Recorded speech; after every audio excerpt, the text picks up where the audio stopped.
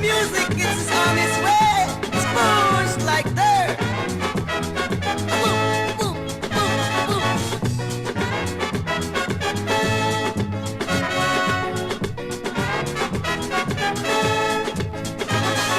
All my dedication is for you. Girl, my love is strong and it's so true. And everywhere you go, I'll be there too. 'Cause all my dedication is for you. I sing the song with feeling, all my love revealing. And to help the situation, I dedicate the song. And whatever I do, my darling, I'll try to be real true. 'Cause all my dedication is for you. Come on, let's. All my dedication is for you. Girl, my love is strong and it's so true. And everywhere you go, I'll be there too. 'Cause all my dedication is for you. It's push like that. To the Lord, to the Lord.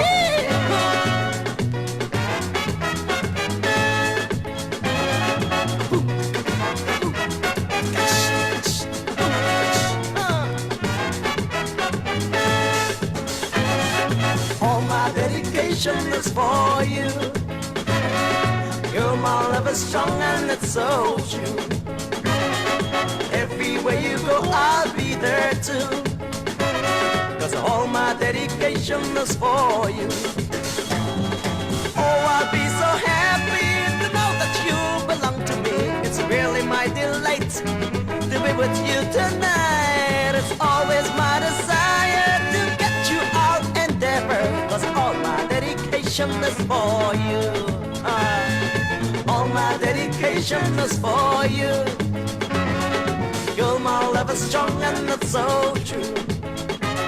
And everywhere you go, I'll be there too. 'Cause all my dedication is for you. Smooth like that. Yeah, songs of the man Mick Stoke, the late great Mick Stoke. There, all his dedication is for you, and the same way he sung his music is the way he lived his life. I'm JefroyMorrishaw, and I'm coming to you live and direct from my bunker here in the Republic of St. Paul, St. Kitts. And sorry for the late start this evening, like anything else. The Zoom app decided to upgrade when I'm about to go live at 6 p.m. So I had no control over that. I just had to let the computer do its thing, and I'm now up and running.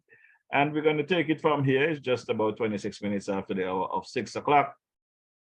I do not know how long I'll be here this evening because I'm waiting on a message to meet up with someone. So as soon as I get that message, I'll be out of here. But in the meantime and between time, I'll be joined shortly by my brother there, brother Ira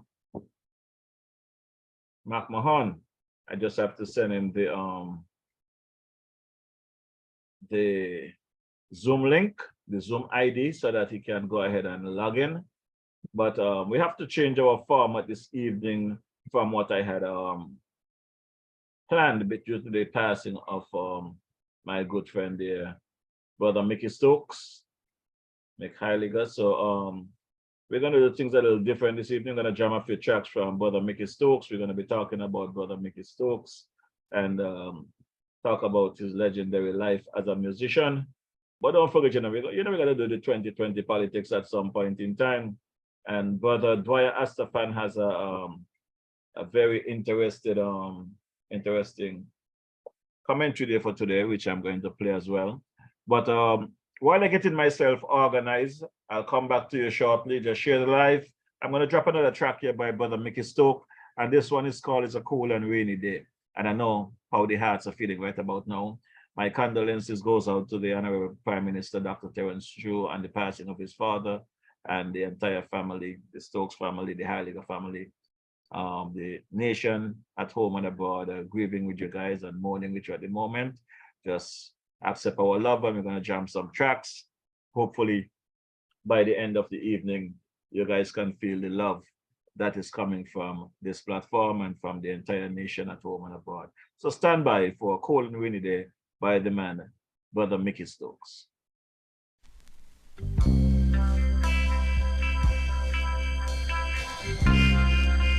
Tribute to the King, Mickey Stokes.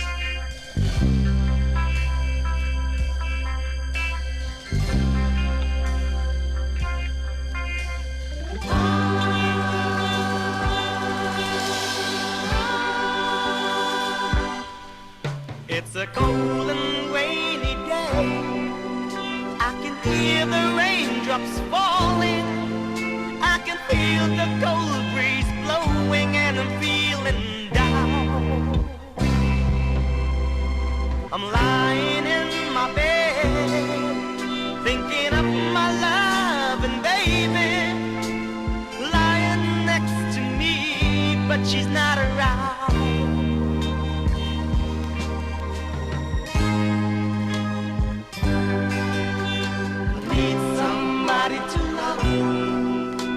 I need somebody to kiss, to help me through my loneliness.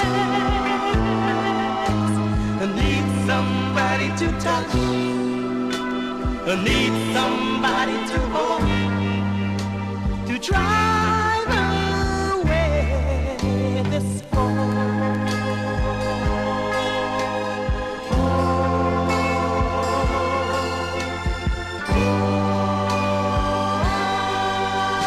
Feeling sad and blue, 'cause I don't know what to do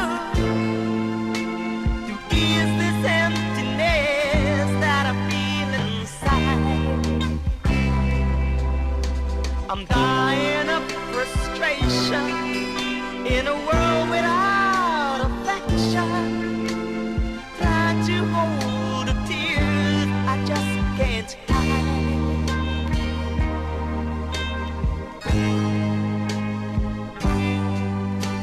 I need somebody to love, I need somebody to kiss, to help me through my loneliness. I need somebody to touch, I need somebody to hold, to drive away this cold.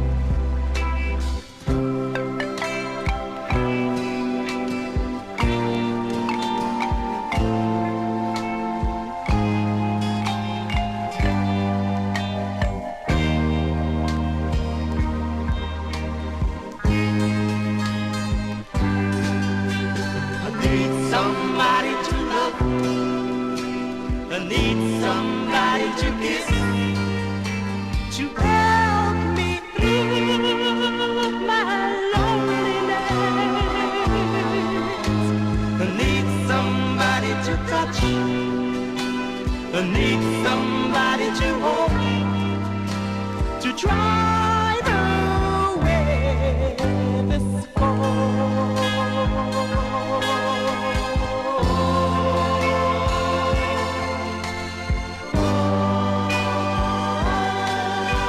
I need somebody to love, I need somebody to kiss, to help me through my loneliness. I need somebody to touch. Yeah, songs of the man Mickey Stoke. It's really unbelievable, hard to believe that we wouldn't have that voice to take us through the years and the eras to come. As I said before, condolences to the family there of the man Mick Heiliger, aka brother Mickey Stokes. And you know, before I get too far into the music and the conversation that I'm going to be having this evening, I think it's very important that I drop this commentary by Dwyer Astafan. I think it's something that's it hit in a note, and it's important that we drop this commentary for today. Come back and hail up a few of you guys that I can get around to, because I know it's a busy day today and I'm running late. So we're not going to get around to hailing up everyone. But in the meantime and between time, and in the essence of time, let's continue to show love to each other. Eh? So stand by for Dwyer's commentary. It's a very short and direct one today. Good evening, brother Stefan. Hope all is well with you and Jesse and the rest of the crew. Greetings. While it is good for the government to pursue new projects in the cause of national development and building out a new, more resilient economy, I think that it is highly important that projects begun but not yet completed be carried to completion. Today I want to focus on two such projects, namely Kitishan Hill, located at the northwestern end of St. Kitts, and Christophe Harbour, located at the opposite end, the southeastern end of St. Kitts. First, Kitishan Hill, which, if my memory serves me right, was established in the year 2006. That's 17 years ago.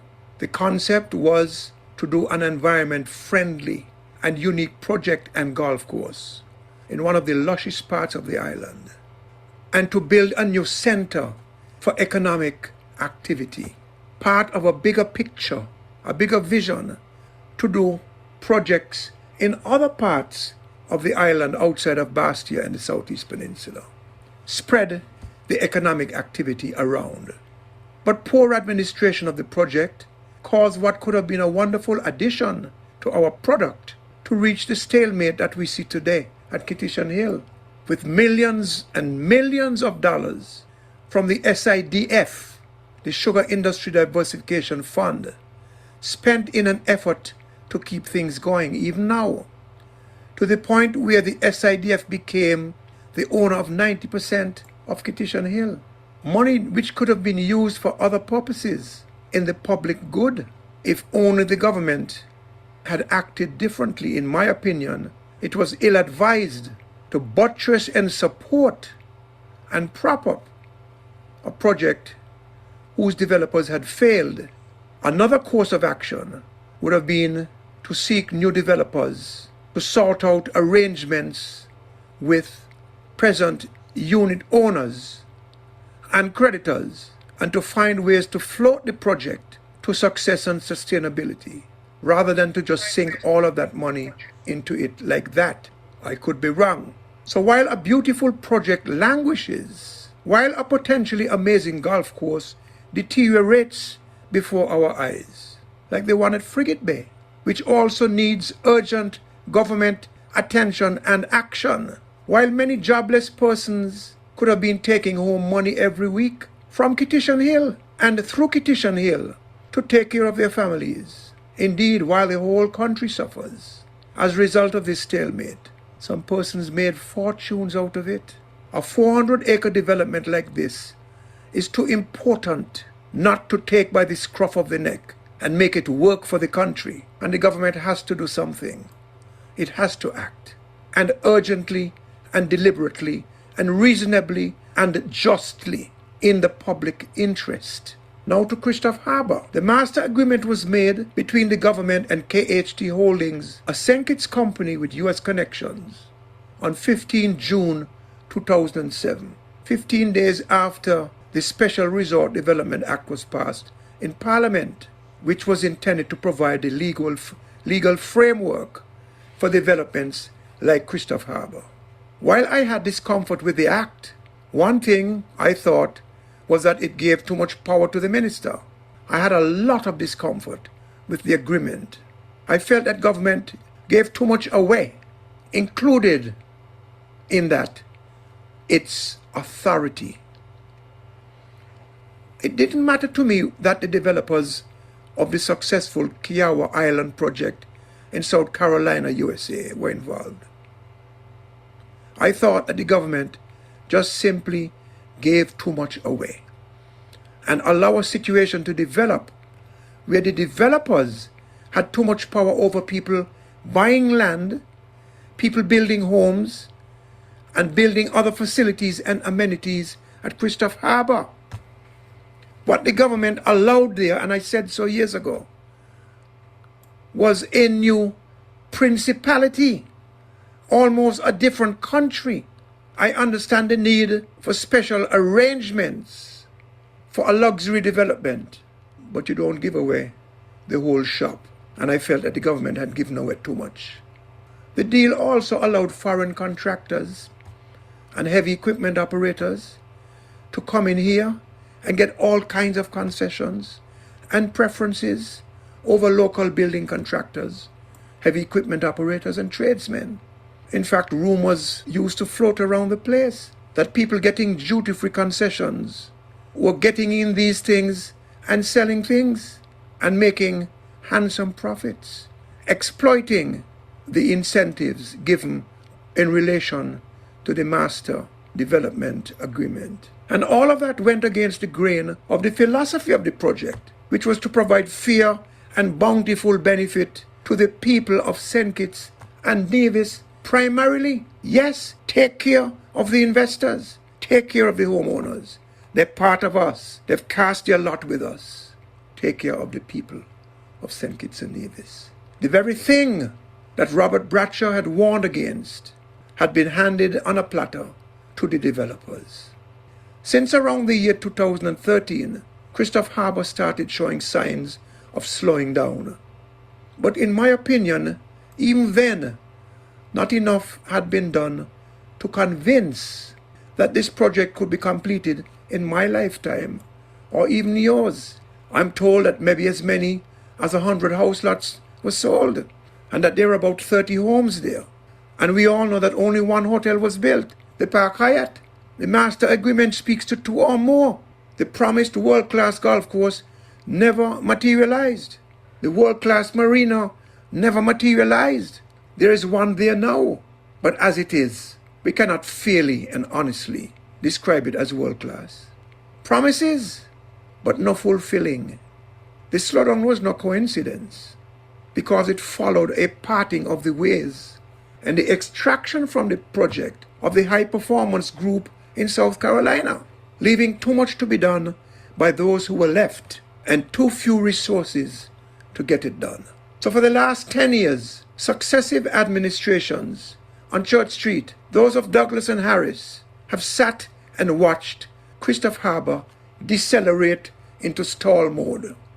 There is absolutely no doubt in my mind that the area known as Christophe Harbour contains massive potential to bring sustainable development and prosperity for the people of this country, while serving as a host area for elegant homes, hotels, golf course, and other amenities. But there is also no doubt in my mind that the boss of the development, Mr. Charles Buddy Darby, has to work some miracles and deliver on the many promises that were made way back when. We are at year 16 and counting, and we can fairly say that the project has failed. God help us. They have even borrowed money locally. What happened to all of those millions that were made from the sales of the 100 or more house lots? This project cannot be declared a success, but it can be rescued. However, urgent, well-reasoned, and fair action is required, and the process has to be started by government representing the public interest and Christophe Harbour stakeholders representing their individual and collective interests. New life, new capital, a new agreement with provisions that are fairer to the country and fairer to the homeowners and other sub-developers at Christophe Harbour. Those things are necessary. A new deal has to be done.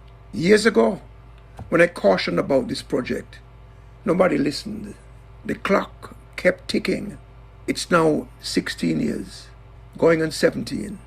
Prime Minister Drew and your cabinet, you have a lot on your plate, but you came to the people and asked for the honor to carry this big burden of leading the country.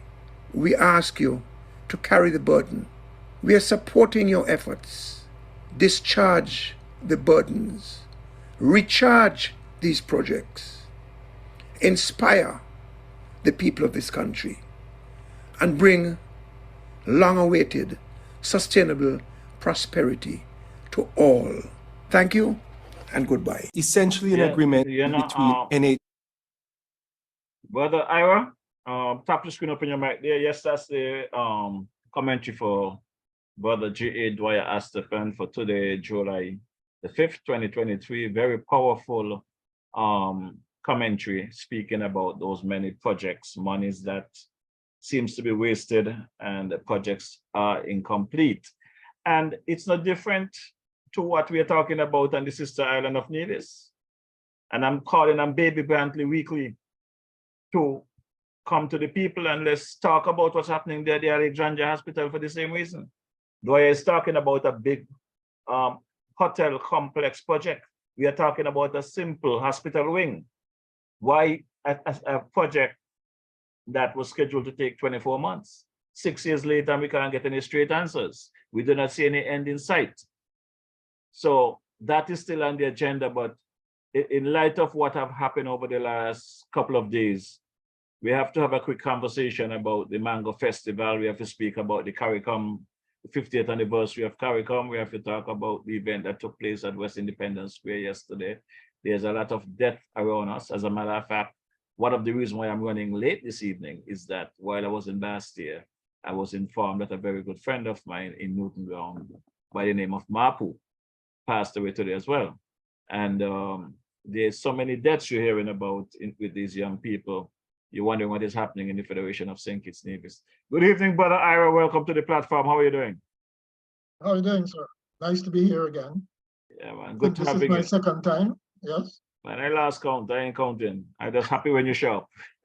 Okay, fair enough. So for the folks online who might not remember who is Ira, just give a quick synopsis, introduce yourself to the people online. Again? Again. Ira McMahon remains Ira McMahon. I don't know what to describe myself as. I know what people describe me as. Follow suit. Commentator, always calling into the talk shows. Why don't you keep off the radio? I don't know why I'm here, but all those things, I am just an ordinary citizen, really, who want to see things go well in the country. I think just like you, right? Want to see the people in power kept accountable, making sure that they fulfill promises of making government open and transparent, all right? And the fire analysis, making sure that they look after people, all right? I think that's what it's all about. You know, we've had a change in administration. It's a new government, yes, and they have the right to pursue their agenda as they see fit. And at the end of the 5 years, people make an assessment of their performance and their delivery of their promises, and they will reward and punish accordingly. All right, I think that's essentially what is about. In my opinion, they have been working, but not as fast as I think they should. All right, there have been some questionable decisions, even though, yes, they have a right to do things as they see fit. I don't think, for instance, that a narrative of excessive or unnecessary travel is one that should be had so early in an administration. I don't know if you recall, soon after 2015, there was similar concerns raised about that incoming administration. One sure thing we know is that people voted expecting a change in style, a change in how government operates, and a change and not an exchange. So if things, I suspect that things will be done differently, but just as a gentle prod, if things are done as they used to be done in the past, as they used to be done in the past, I think that we're in for a rough ride. I don't think that people are going to tolerate that anymore. Many governments got away with it in the past. I think those days are done, honestly. Okay. I honestly feel the same way. And you know, Ira, I've been here for the last 3 weeks and have been engaged in various conversations with yourself and many of the other pundits out there. And what I try to separate is those folks who are out there who just from the farmer administration and pundits of the farmer administration who just don't have a problem trying the spaghetti on the wall and hoping that something stick. So it's to try to get that kind of mess out and really deal with the realities. And I've said weeks and weeks here, no matter which way we turn it, the conversation has been had in the communities, it's been had on social media, and it's been had locally, regionally, and internationally. And I would hope that the Prime Minister and his cabinet is listening, because it's not just a conversation. People are genuinely concerned about what is taking place. And we cannot question the good that has been done. There's a lot that has been done in the last 10 months. But again, we have a sense of urgency for some people that they cannot sit down the road. They cannot see what they're going to eat next week. They want to see what they're getting today. And the government is trying to put something in place that is sustainable for the people, that they can really benefit from it in a long-term situation, not just to give you a couple $100 today and you go out, you drink some beer, buy some spliff, and you're back next week begging again. And I understand that.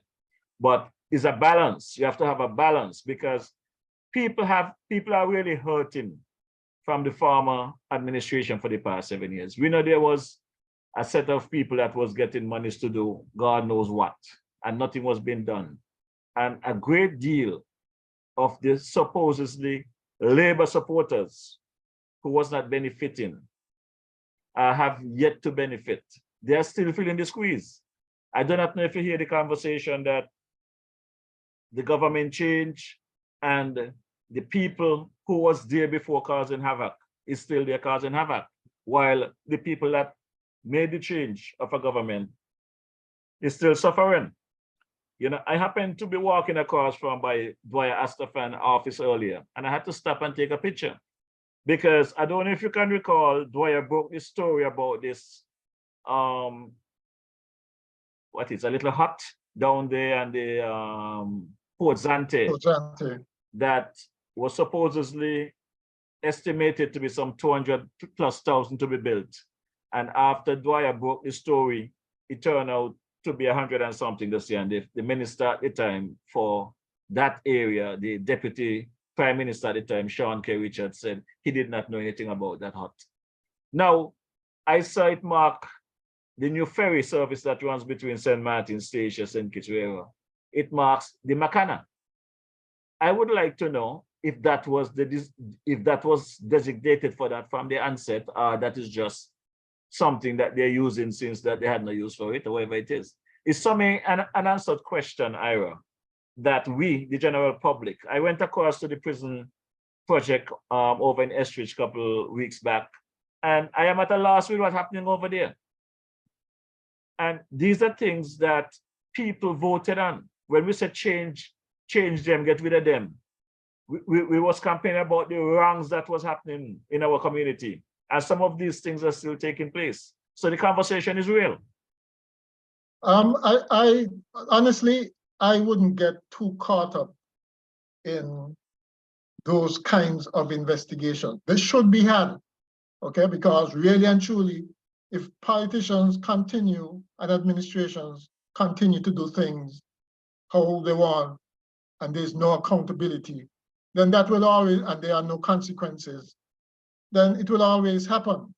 So yes, I agree when things like that, certainly what went on in the development bank, etc. I mean, the citizens have been primed already about these things not being above board. And you can't just leave it like that, okay? But that should be an area they should be able to walk and chew gum at the same time. I wouldn't want the government to get caught up in these kind of things. These should be done, right? And in my opinion, we should not wait until just before the next election to come back and it's saying the same things, okay? Because people, you're gonna be discredited if you said them this early and have done nothing about them. So they should be done, but my main concern is that things start to really get moving, okay? I guess because I listen to a lot of talk shows and I hear complaints from people, whether they meet me on the street, in the supermarket, wherever, you know? And there is a murmuring that's going on, okay? And the politicians have a tendency to dismiss these things, and they do so at their peril, okay? You cannot all of a sudden ignore what people are saying, or say that, well, they were a PLP supporter or a PAM supporter, and therefore they're griping and that kind of thing. No, they are also citizens, right? And their concerns should be met as well. I mean, I look, for instance, at, let's take the water problem that we've been having. In my estimation, this should not have gone on so long, because to me, there were solutions that could have been tried, which would not have put us in this situation. Yes, I am confident that the government will, at some point in the future, get a handle on things, and you'll have the desalination plants, and you'll have the whatever else you need. But I am thinking that there were things that could have been done to alleviate the problem, not solve it, but alleviate it in the short term, okay? Because people really dislike when the utilities are delivered. You know, to them, it's the basic for any government. The utilities, the water, the electricity, the roads, okay? I look, for instance, at how long it took to get some of our roads repaired. And in my estimation, it should not have taken that long. If the plant was done, there are other methods that you could have used in the meantime, temporary fixes. And I guess what I'm getting at is I didn't feel the urgency to solve these things, right? I mean, if you're living in a constituency among your people, right, you must, I guess you should be knowing what they're going through, right? And doing your utmost to try and correct these things, right? And though I know that it's on the radar, they'll get to it. I think that there should be more urgency to these things, and it's not that I'm expecting the Prime Minister to go on and solve the water problem overnight, or the Minister of Works, right? To do these things overnight. But there are whole departments that have been looking at these things forever, right? They've been looking at these things, and you'd think by now they would have come to some kind of solution for these problems. And so the government should not really be starting from scratch, not with a civil service and various statutory corporations and departments. They have to, they have to be doing their work, and if you need prod them, okay? Because in the final analysis, if they don't deliver, like I said, people are not going to be forgiven. They're gonna, Definitely. It's funny you're speaking about that, because it's been several weeks since the Prime Minister spoke about the beads company should be starting some drilling in the Kayan area. And I do not know if I'm looking in the wrong place, but I have drove Kayan side for the last 2-3 weeks that I'm here, looking to see where this rig is set up, that I could go live and show some business taking place. But what I saw there is a couple of containers and the rigging equipment is there in an area right off the main road or on the main road. But I don't. I thought the same thing. I saw the same thing, and I wondered. I want to know if that's where they're going to be digging. I suppose that is their base camp, so to speak, and that might not be the actual site. I don't think that's the actual site. Correct, but I'm saying the messaging, the government has to step up their game with the messaging, because if you don't bring the message to the people and show the people that these are what taking place, the fake news and all of the slander that is out there going to stick. You know, I had the opportunity today to walk through the Irish Town Primary School with Minister Marsha Henderson. And until I spoke with Marsha on Monday, I was of the opinion that that school, since the shooting, is condemned. And I said, well, we cannot let a facility like that just shut down like that. So when I reached out to her and she explained to me the work that is ongoing and the safety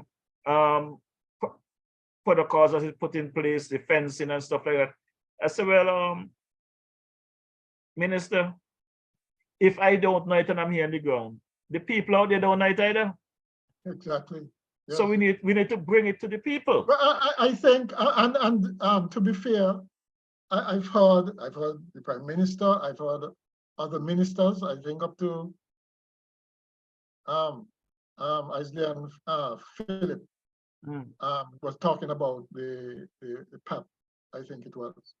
And I think the point was made even there that maybe the communications should be much better. Okay, so I think they realized that. I mean, well, I thought they were paying people to do this communication thing, right? If they're not doing it, that's why I like to know. In the final analysis, though, you know, the messaging should come from the people that you put in charge. Nobody could carry your message like yourself, right? And so they should not be afraid to come to the people and explain these things, right? And don't just give futuristic, some kind of false hope that at some point in the future, these things will be done, right? I mean, some of these things are urgent and therefore need to be done almost immediately. And so provide people with a time frame on these things. You should be giving the people who should be making sure that these things happen, your functionaries and so on, you should be giving them deadlines. All right. Okay, right? To work with. You can't just leave things open-ended, right? All kinds of things could happen. And if it's one thing I've learned is that you can find an excuse, you can find something to justify just about anything. So if something is not delivered, if something is taking a long time, you can find some excuse for it.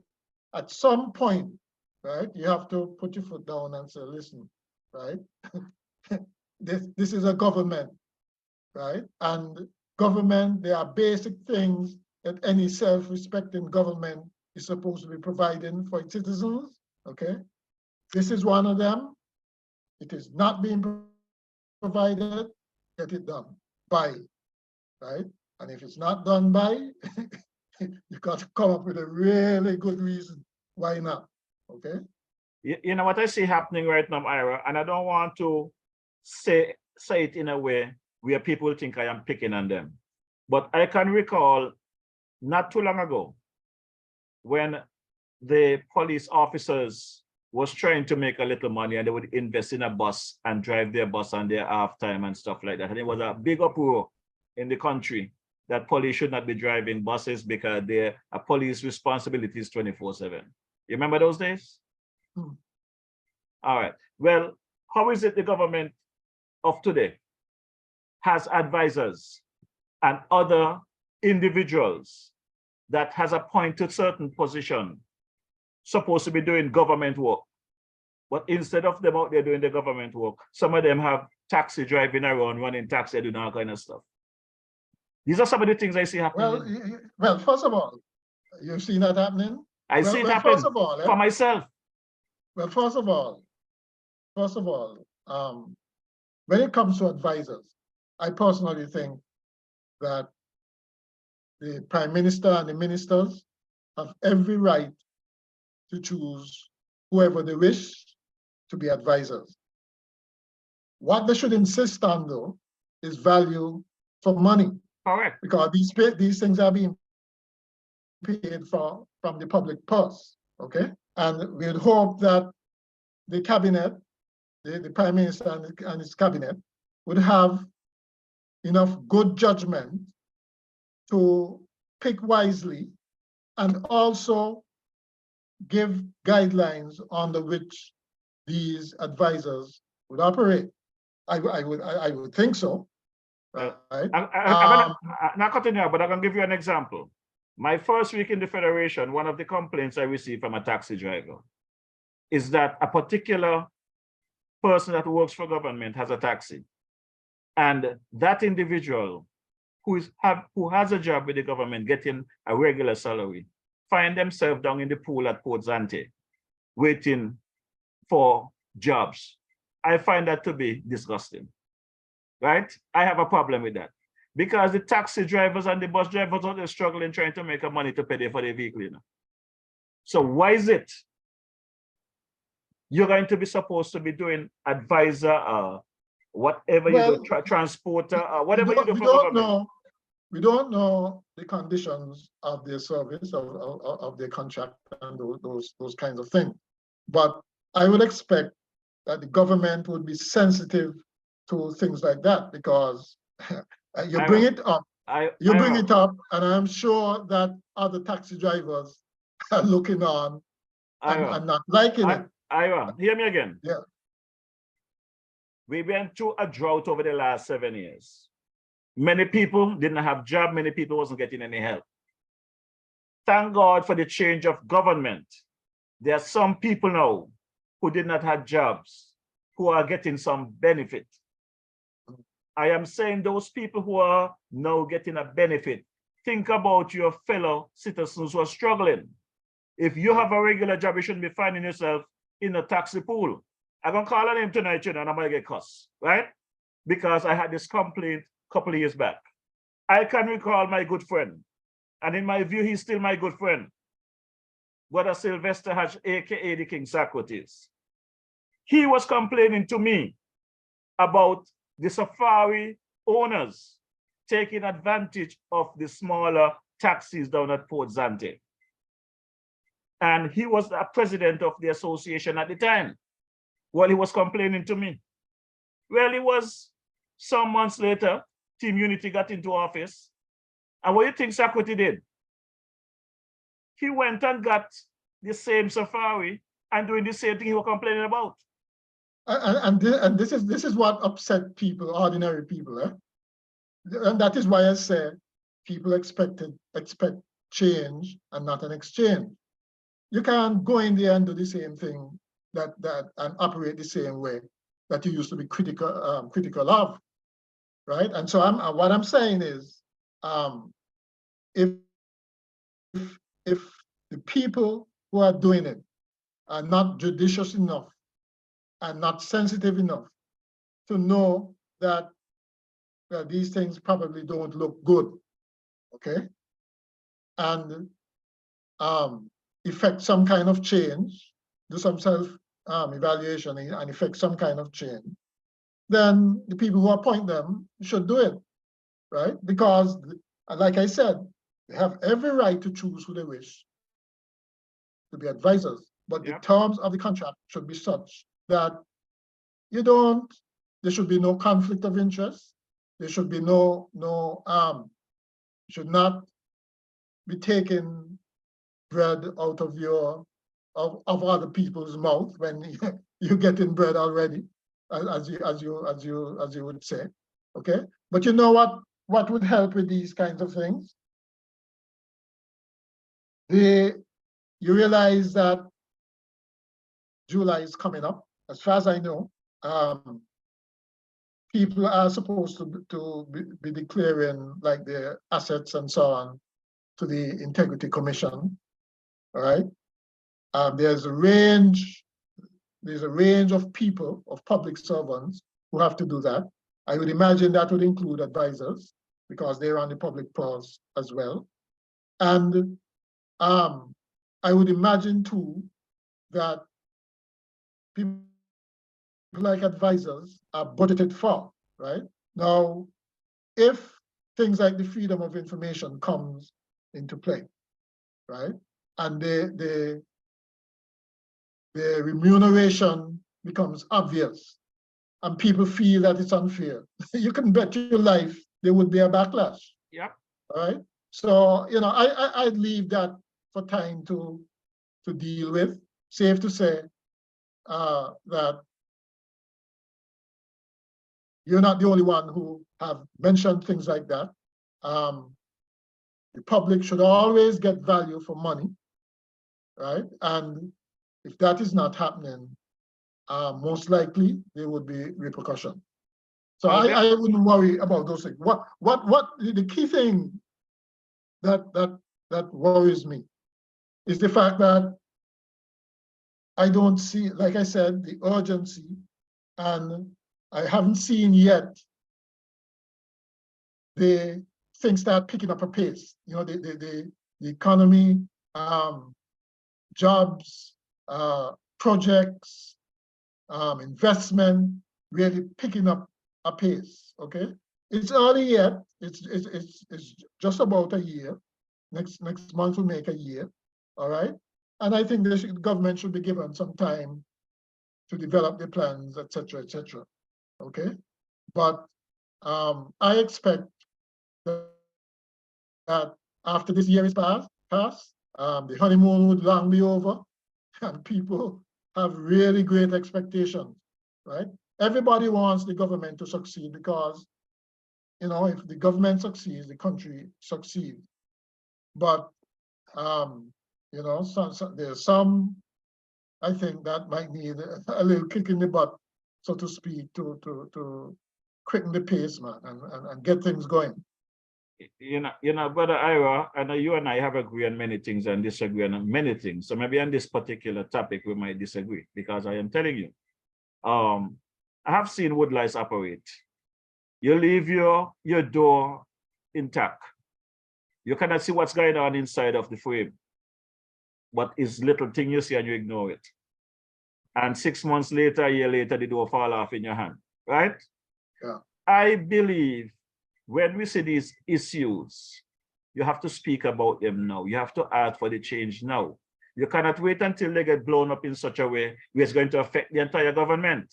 Because once it affects the government, is affecting the country, is affecting you. You know what my fear is right now? My biggest fear? We see what the Team Unity administration did to this federation. We saw the 3 political parties that came together and destroyed our economy and our industry. The People's Labour Party, led by the Farmer Hag, the People's Action Movement, led by Sean Richards, and the CCM, that is now in charge of the NIA, that done a lot of damage. And when we campaigned to get rid of them, some people seem to forget what the campaign was. CCM was a part of the get rid of them campaign.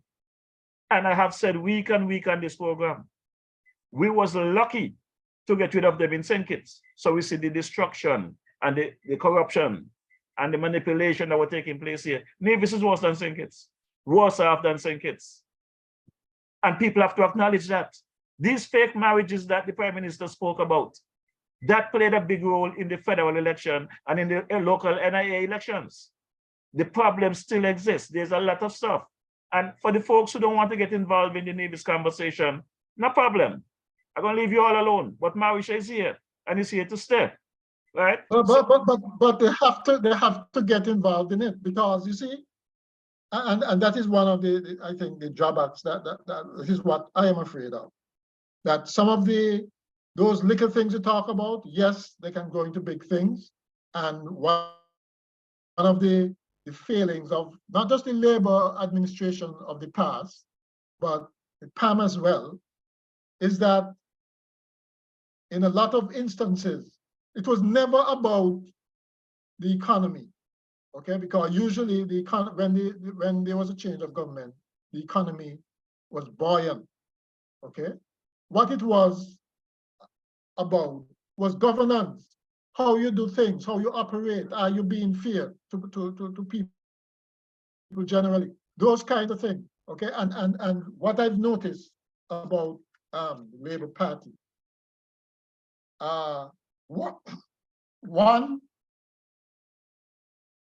they have a tendency, there are some elements of it that has a tendency to be arrogant because they're right. They're on the right side of history. And there's an arrogance that comes with it. This is Labour. Look at what we've done. Okay? And there's that tendency to become complacent. So that's one aspect of it. The other aspect is that Labour has a tendency to be cannibalistic. They eat their own, right? It's almost as if you protest something, okay, you're anti. All of a sudden, you're anti-government. You're anti-Labour. Yeah. Yeah, and so things get quietened down or swept under the carpet, or you're told to hush, or the ministers become excessively defensive, right? And that does not work, all right? And so why I agree with you with Nevis is, in most other jurisdictions, Mark Brantley would have been out of here long time. But I've been in jail. I don't know about jail. I know about jail because I sit up in North America. A lot of them in jail for less. He has displayed an incompetence and an arrogance that most politicians don't get away with, right? And maybe with his case, it's just a matter of time, okay? But coming back to what you said about what happened in the election, nobody seemed, again, to be looking at those things urgently. And what's going to happen is that the next 4 years are going to pass by, and we're down to the wire again, and nothing is done, right? And that is what I mean when I say you should be able to walk and chew gum at the same time. Don't tell me that you can't deal with other matters of state, but keep these things in focus as well, because they always come back to bite us, right? I don't know who's supposed to be dealing with it, but I am not hearing anybody talk about it. And so I got to conclude that, well, it's not a priority. And so and so 4 years from now, Morrishaw, you're coming back up in Nevis, probably with the same problem. Well, the issue is, Brother Ira, I think you and I have been a part of several discussion meetings during the campaign, and you know my position. We campaign on good governance, democracy, and all of this good stuff. The electoral office was in a mess. We campaign about that. And for me, I can't understand that 10 months down the road, I hear the AG say that electoral reform is coming soon. I hear the Prime Minister address it as well. And I understand. But I don't want you to just tell me it's coming soon. I want to see what is taking place. What is the mechanism? We have the unsettled matter on Nevis that should have never taken place after what we went through in August of last year. But it happened. So now we are focusing on bigger things and whatever. You can't just react to when somebody says something on social media, you run and you fix that. We need a timeline. I need to know what is the timeline to start the process of the electoral system on St. Kitts and Nevis. Right. I need a timeline on that. I need to get a timeline of when we're going to see the result and the process of these fake marriages. I need to know what is the timeline to get things going with this development bank business.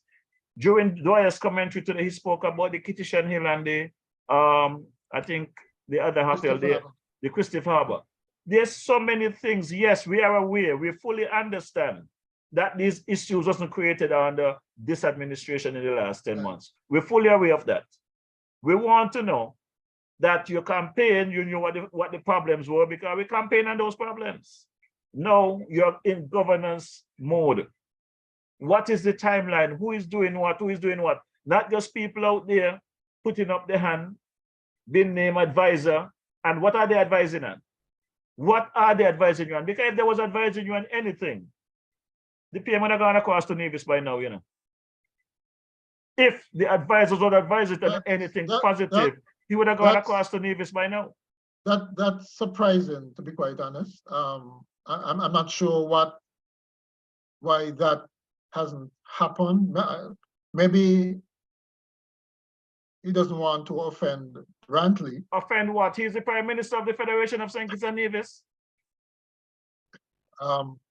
Yeah, that's a straight. Well, he goes to Nevis, you know. He goes to yeah, Nevis. he go. No, but that ain't the capacity we want him to go in. But we want him to go there and do a town hall, just like he will come to the Bronx, New York, Washington D.C., Florida too. The people of Nevis want to see the Prime Minister in a town hall setting.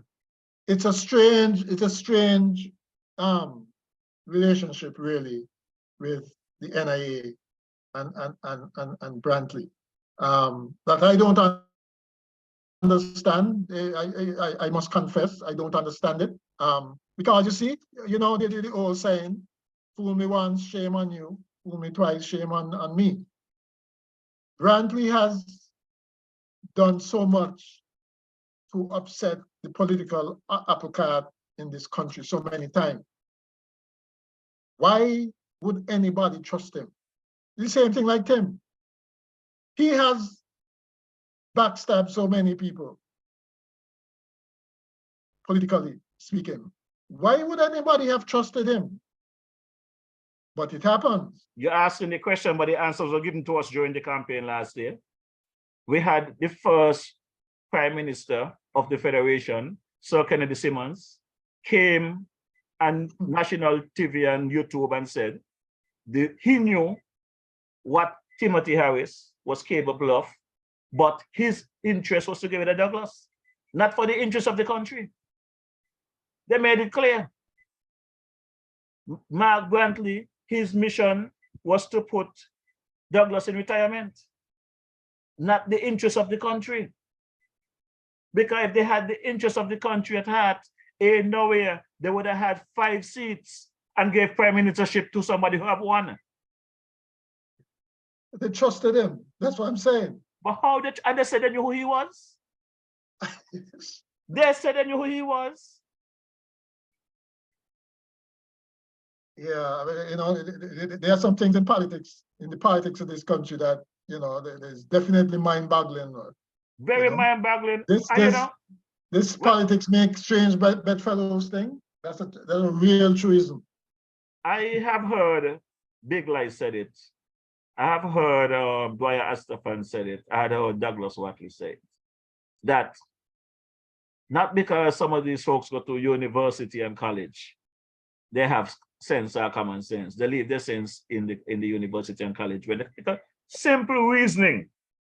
Brother McMahon, I had a nice conversation last evening with a couple of folks over there in the West Independence Square. And I listened to my good friend, Brother Moilerbox. He spoke to me and gave me his views on certain things. And I listened to him. And I understand his concern, their valid concern, right? And I explained to him why I do certain things and how I do certain things. And we laugh about it. We are 2 different people.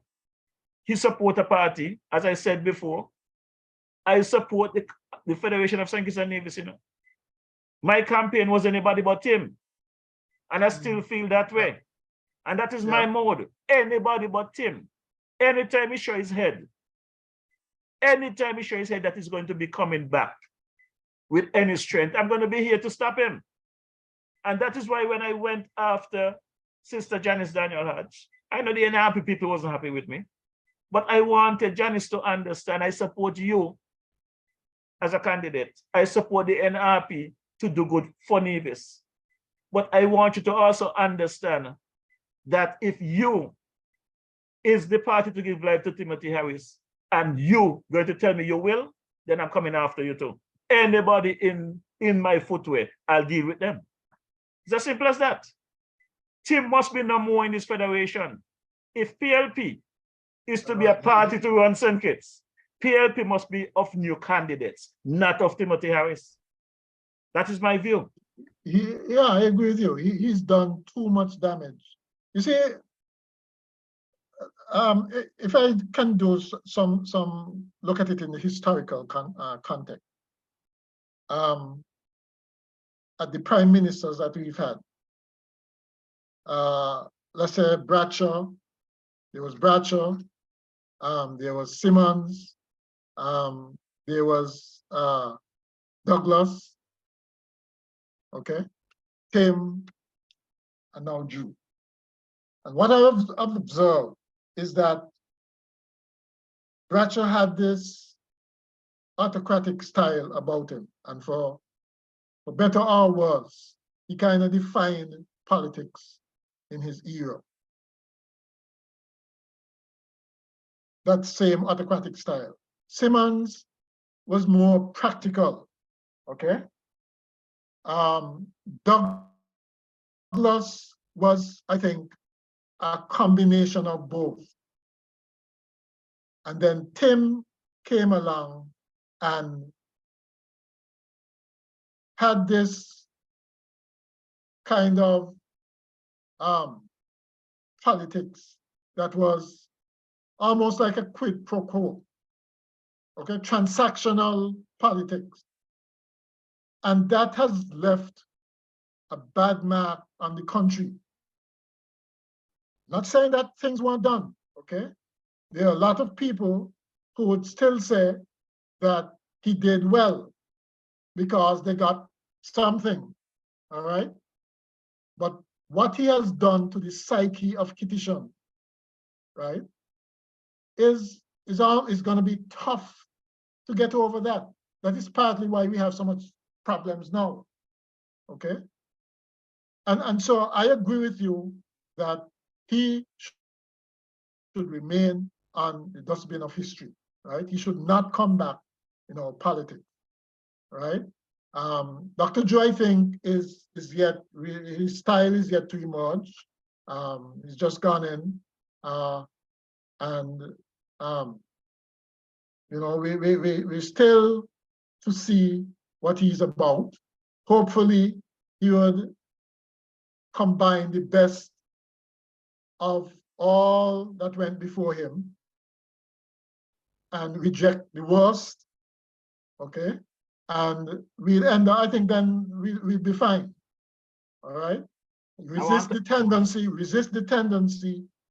to be arrogant, because that is always the downfall of so many politicians, okay? And have some vision as well, because that's one of the things that, and you spoke about the 50th anniversary of CARICOM. I listened to Rowley's interview with that journalist, Julian Rogers. And one of the things he said was that basically he acknowledged that the politicians of today are not as visionary, as competent, as committed as those in the past. You know, imagine a sitting prime minister admitting that. Okay, yeah. And so and we, the people of the Caribbean and St. Kitts, are expecting some kind of Moses to lead us out to the promised land, so to speak, because things out there tough. And I'm talking about the world now, right? Nobody really gonna look after you. You have to look after yourself. So you're looking for somebody who is committed, who's not gonna be about family and friends and winning the next election, maintaining themselves in power. It gotta be about looking out for the people, right? And so I'm hoping that things are going to crystallize with Dr. Joe. Let's hope the people around him, because they're yet to show their mettle, right? All in your appointments, etc., etc. Come up with good advice, has his back, make sure that the country forges ahead. Because one of the things that we're going to be measuring, okay, St. Kitts is is practically the leading economy in the sub-region, certainly in the OECS, okay, and much of the region. If that changes, somebody got a lot to answer for, okay? You won't be able to blame it on the past or on anybody else. It will be definitely on the government. So it has to deliver, it has to perform. And so I hope all those are in the government, all those around the government realize that. And when people are critical, when people are screaming for action in whatever area, they don't just dismiss it or come at them politically, you know. You try and do better. That is what I'm expecting. All right. You know something, Ira, tonight program, for me, I take so much change, so much adjustment to what you and I plan to do this evening. And you know what changed all of that? The amount of debt that surrounds us in the last couple of days, but more so, the passing of Brother Mixtoke, the father of the Prime Minister. Now, if you can recall last year, the passing of Vance Emery, the farmer hog there took that debt and make it political and how much ever days of mourning and this and that and that and that. And it was just about politics. It wasn't about showing any respect to the former Premier of Navies. He's always about politics. Right? It's about politics, you know? When Kenrick Georges passed away, I said then, and I still think something should be done for him because of his contribution to this country. He should have been given a state funeral. But I heard Georges say for himself, when he died, he just wanted to be burnt. The next day or the same day, he don't want to be given this glorious thing. I think the same thing should be done for Elimat for his contribution. People like Star Shield. And I am listening to all of the chatter in social media. I'm not hearing nobody speaking about giving the Prime Minister the time to mourn, the time for the family to grieve, and to give Mixtoke what is due to him. Because this man is an icon. This man should be celebrated as such, right in our neighboring islands, Antigua, Barbados, and the other countries, Dominica. They're calypsonians, they're artists that has put us on the map, put them on the map, they're getting the benefit. Why is it for us, it's so hard to give us what is due in life, and even after death, we cannot give the respect?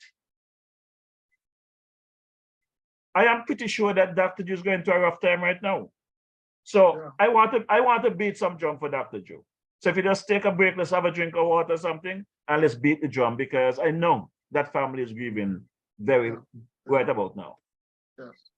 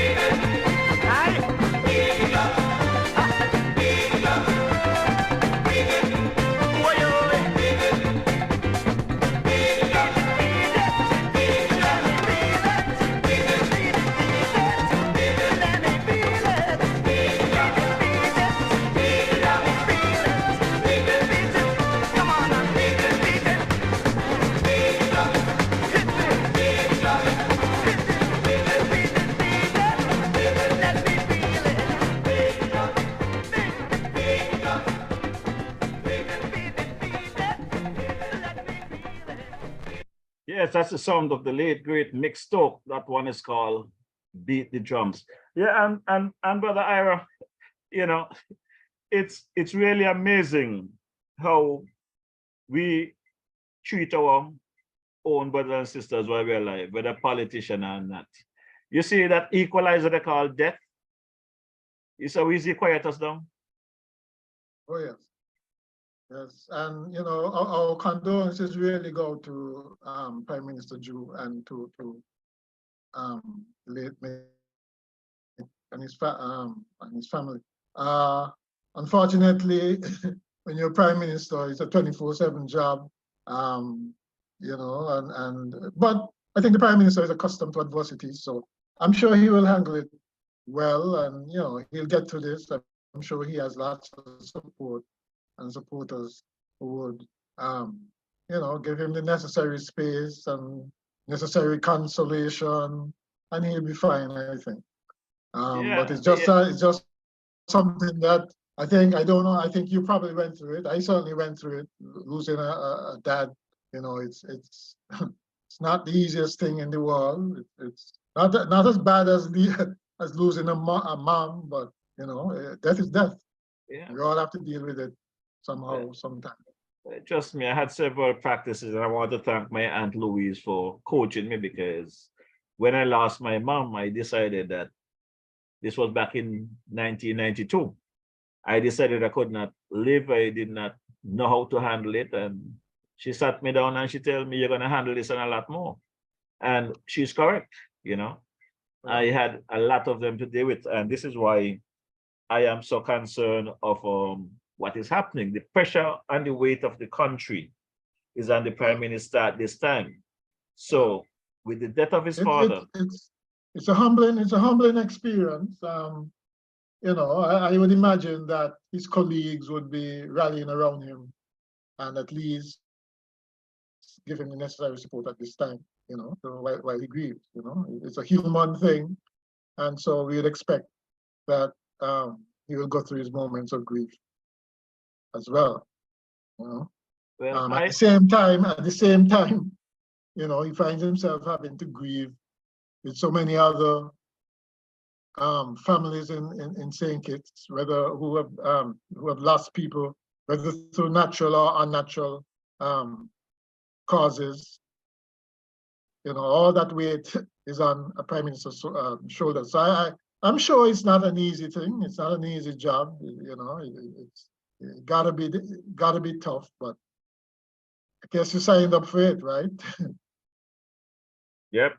But we have to be conscious of the situation and be considerate. And like I said, for me personally, it doesn't matter whether it was the Prime Minister's son, brother, or father. I believe that Brother Mickey Stokes deserves a proper send-off, and we need to rally around the Prime Minister and give him that proper send-off. And Ira, like I said, I had to make some adjustment to the program this evening. And I am not going to do no overtime like these guys expect me to.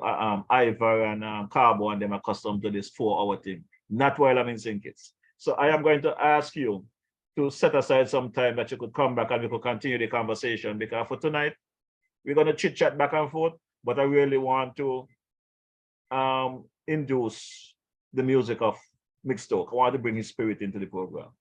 And the last time I was on ZELLE with him a couple of months back, not too far ago, I was talking to him about a story I heard about him and a gentleman by the name of Sam Brown. Tell me he didn't want to discuss it. You ever heard about him and Sam Brown? No, I haven't. Well, he sing this song, so listen to this song and let me see if you remember anything from it.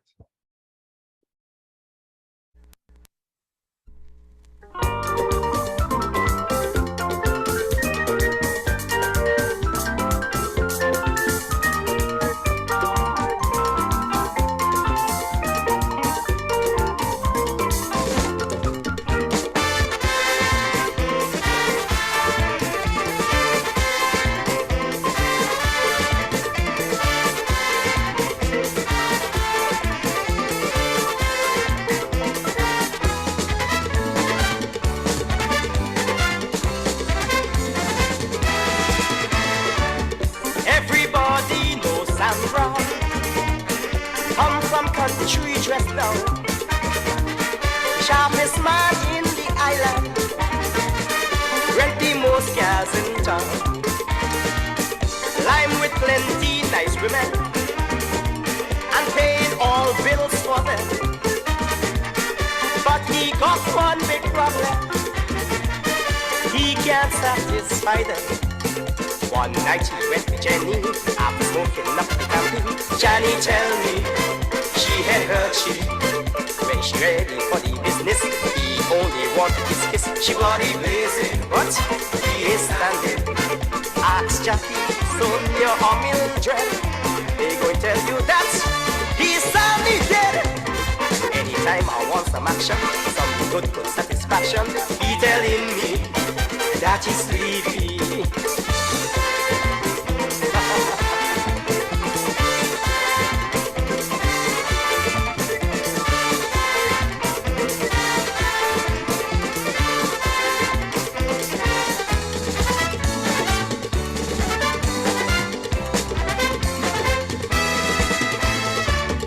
On the side streets he posting how he hard on the thing.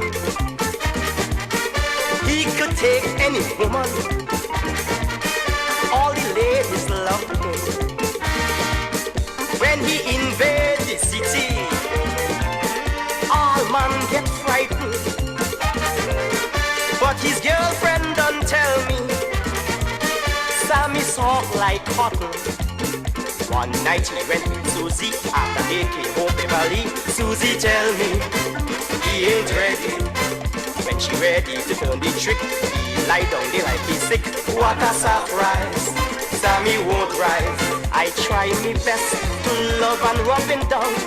He lie down there silent, won't make a sound. And when the night time come and I'm ready to have some fun, I'm playing with him, but I ain't getting nothing. Sammy, you get it.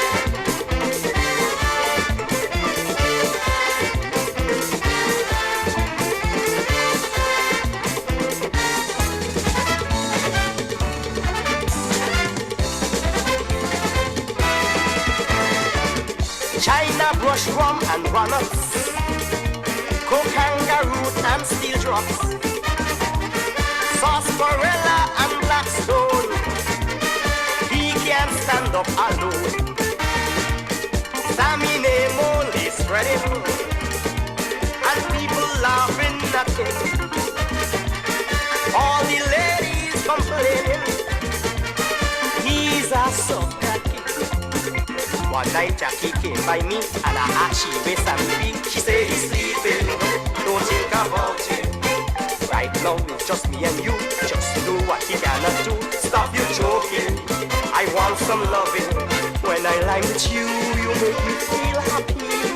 What I get from you, I can't get from nobody. Right now I want some action, some good satisfaction. Come on Nikki, jam it for me. You think it's good alone as we're hard?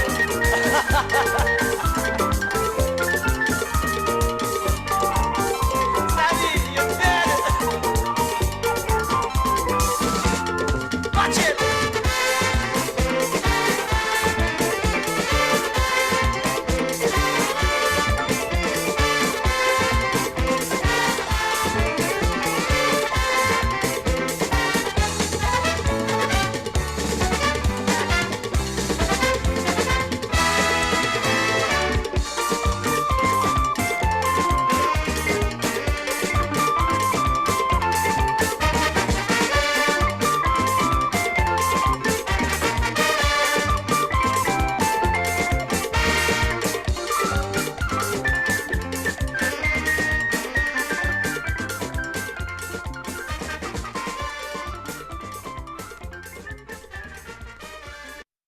Brother Ira, when I listen to the lyrics of this song, vintage mixed talks, man. Yeah.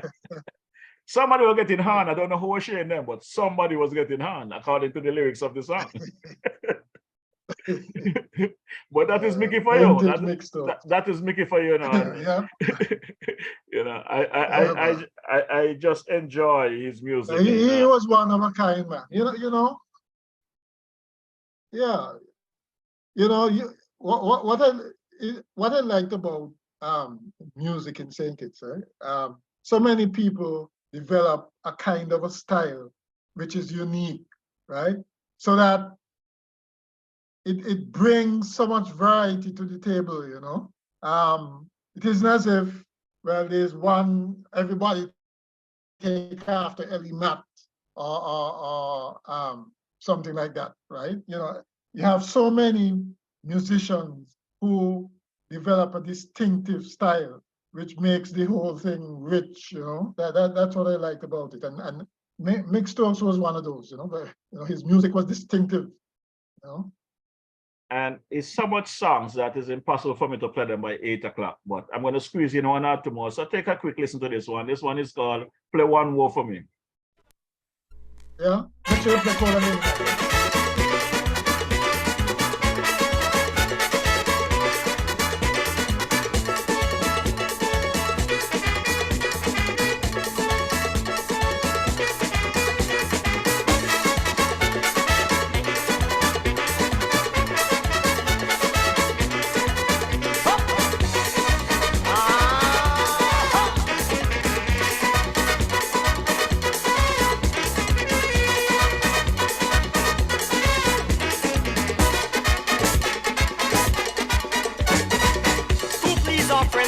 Again to contribute to Carnival.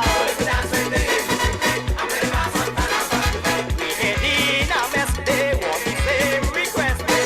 One more song for we. A sweet melody drop the load for we. Do dance on the road, do it nice and sweet. Then we jam to the beat. Play something to jam with, that is what we friends them telling me. All they want to break away. Carnival is fast, we want to play. Give it something, keep it jumping. All we are asking, play anything. Jam a soca, or calypso, any music we don't care to know. We want to jump and have the fun, man. We want to jump up in the sun. Play one more for we, play one more for we. We go rock, we go roll, we go wine, we go shake up, we behind. We want you to play something for we, cause we want to scream. Woo!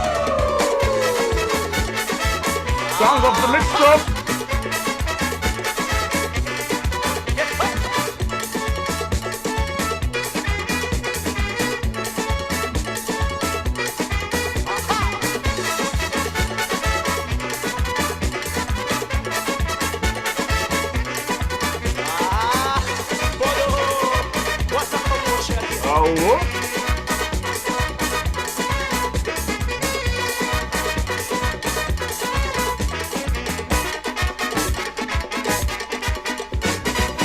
Participate, it ain't too late. We want to make Carnival great.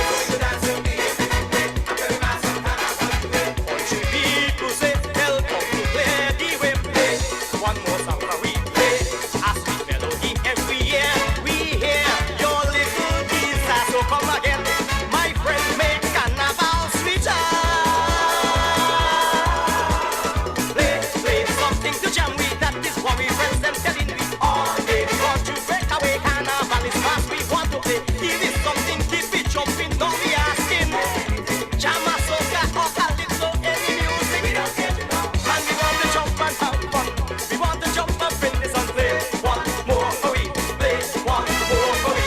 We go rock, we go roll, we go wine, we go shake up, we behind. We want you to play something for we, cause we want to scream. Dig me. Daddy mixed up. Mr. Sensei.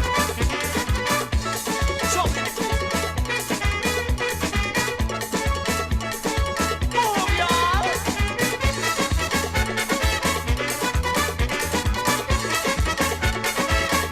Mono, what a promotion. So,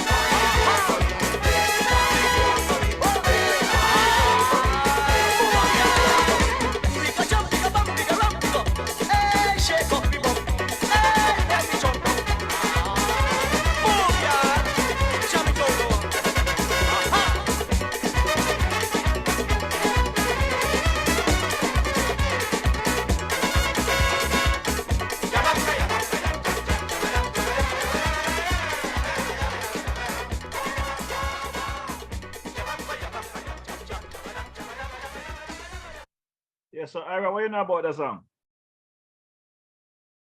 What's that? What do you know about that song? You remember that song? Play one more for me.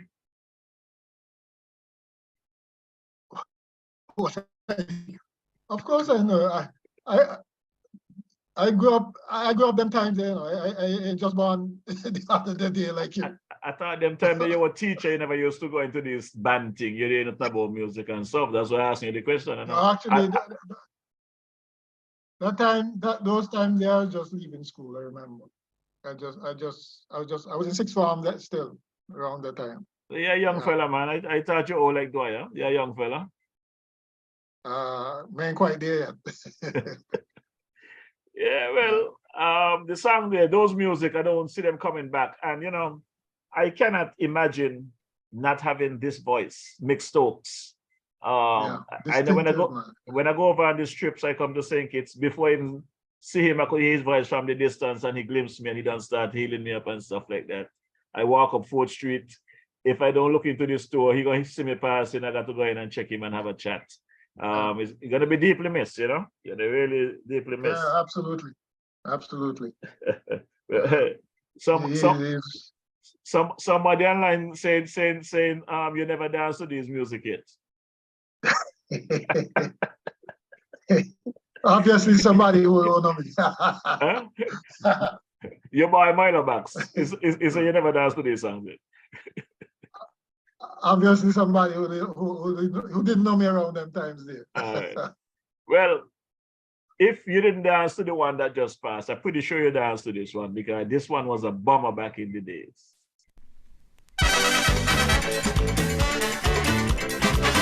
Music in Jail. Oh, man.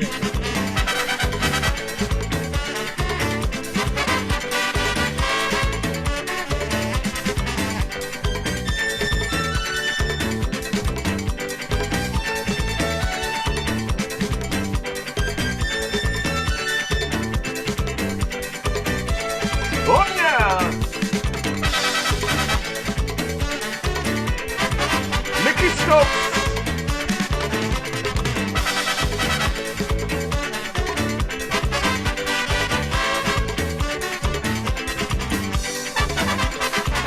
I don't like it here where I can't hear no music. Checking out the days and the ways to come out quick.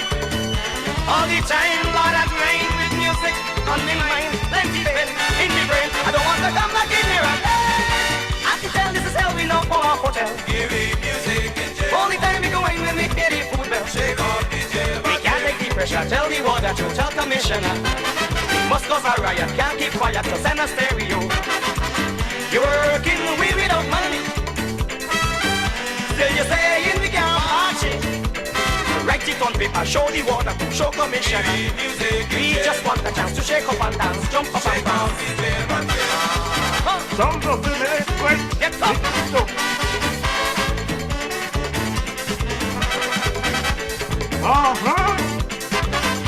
If music is life, man wants life in prison, right?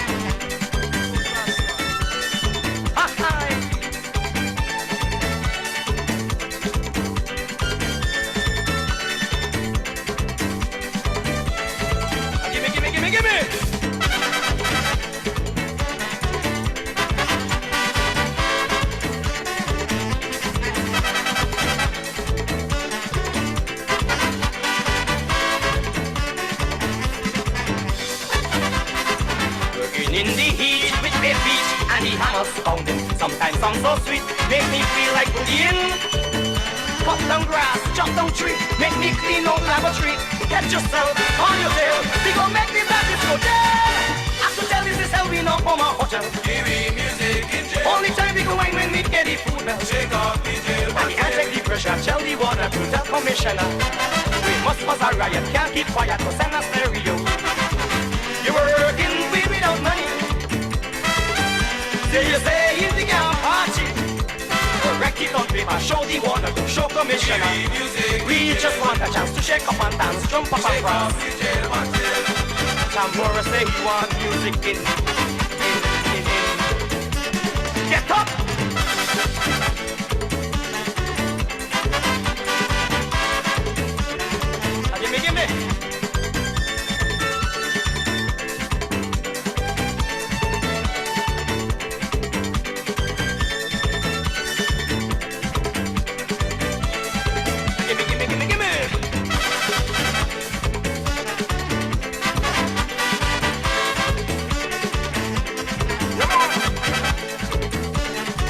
some tribute to the late great, the man Mike Carnigal, aka Mickey Stokes. Keeping true, behold, just to see them nice girls passing when the weekend come. Wishing I could check this in. You agree like a joke every day, on and hook. Help yourself on your tail. We gon' make this and this so yeah. As to tell this is hell, we no for my hotel. Music in jail. Only time we go in when we hear the food bell. Shake off the jail. Can't take the pressure, tell the water to tell permission. Must cause a riot, can't keep quiet, cause I'm a stereo. You were working away without money. Do you say we can't party? Correct it on paper, show the water, don't show permission.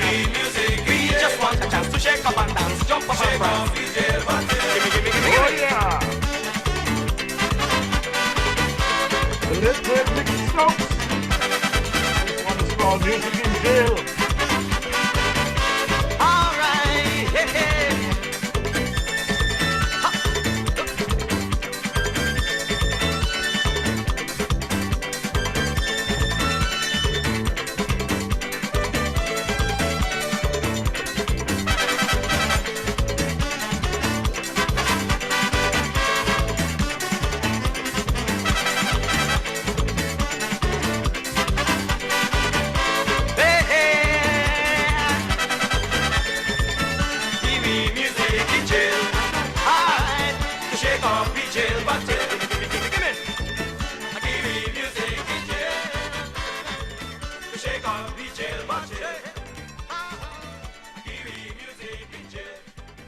Yeah, brother Ira, as I listen to this song. Well, who was the backup band there? Was it Grandash or Tones?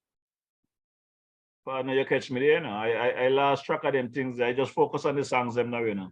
I don't pass 50, I don't pass 50, you know. As a matter of fact, the next song I'm gonna play, I want to believe that even though I wasn't around, that he sing the song on me, you know. This one here, because this is the anthem. No, it's not for you. This one here that I'm going to play, I want to believe that he sing it on me, even though he did not know me then, because that is what I am.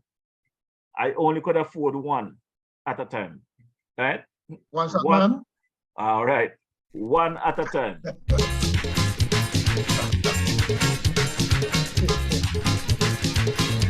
Oh yeah!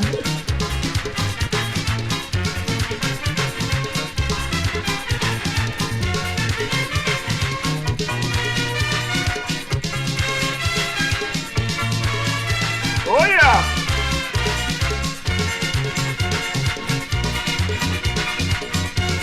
Good.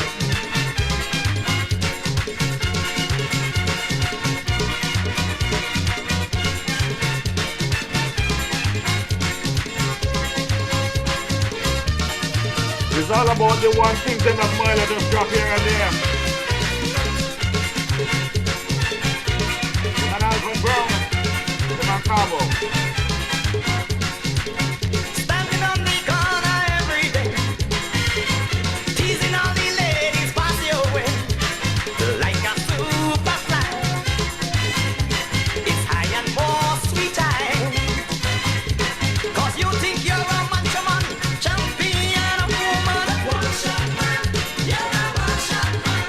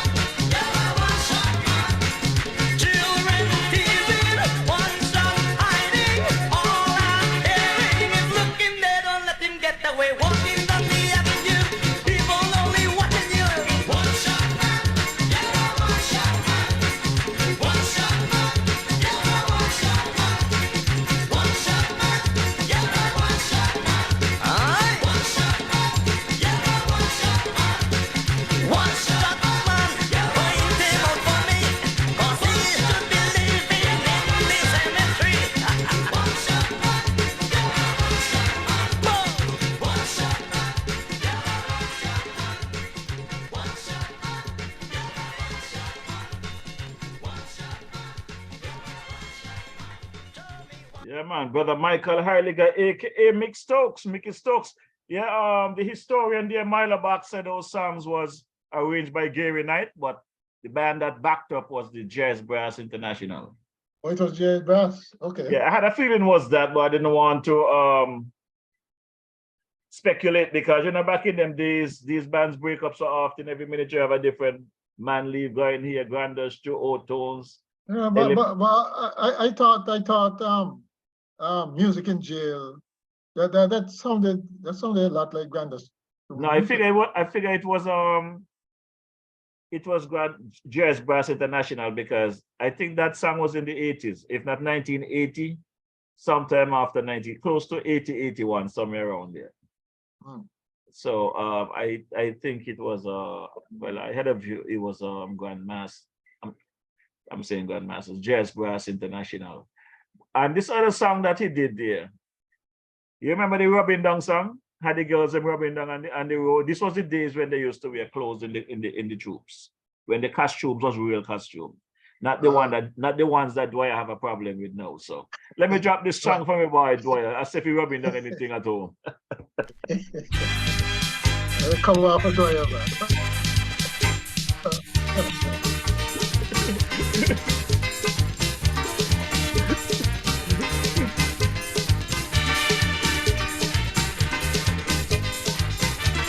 Yes, man, this was the days of music on the road.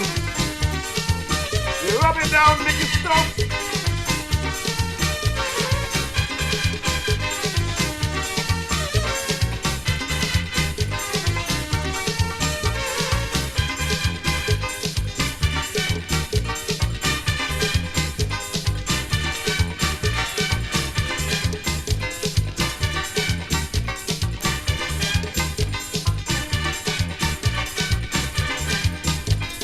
Ladies in the party, they dance. When they're in the party, move away.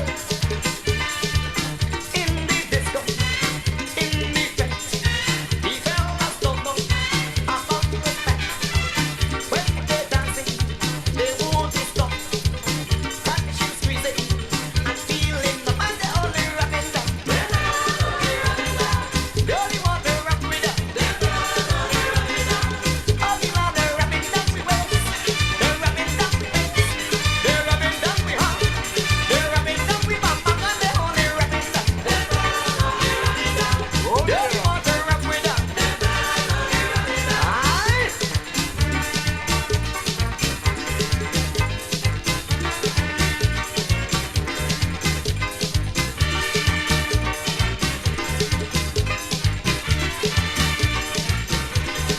Mind the victim.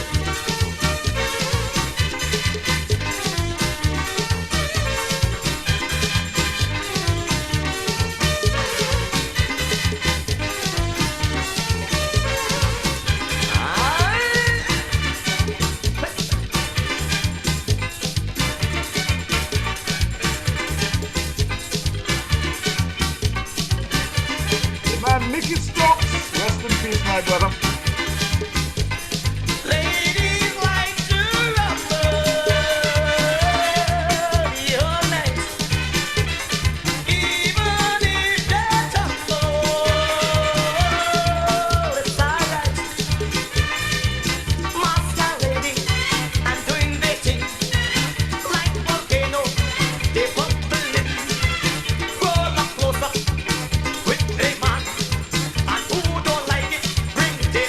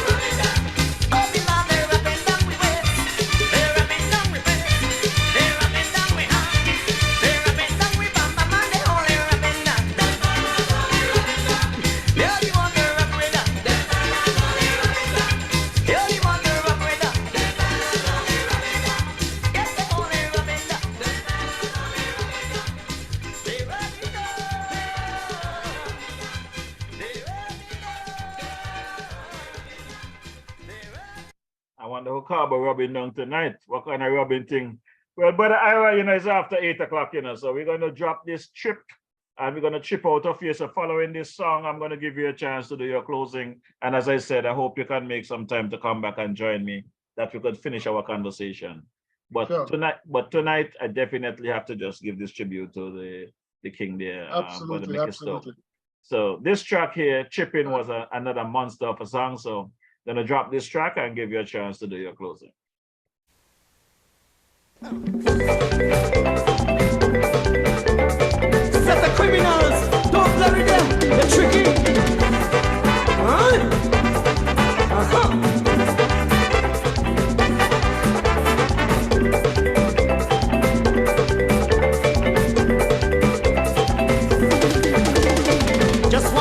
When you're jumping so bad, now don't you know you're jumping with you?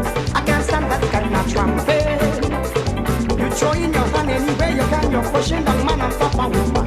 You make people pretty jumping, you elbowing and punching. What kind of dance you dancing? You really overdoing. Stop that selfishness and come and join in this. I would like to know if you can dance like so. You out of when you jump or jump it ain't bum. If you don't done with that, I'll walk with a baseball bat.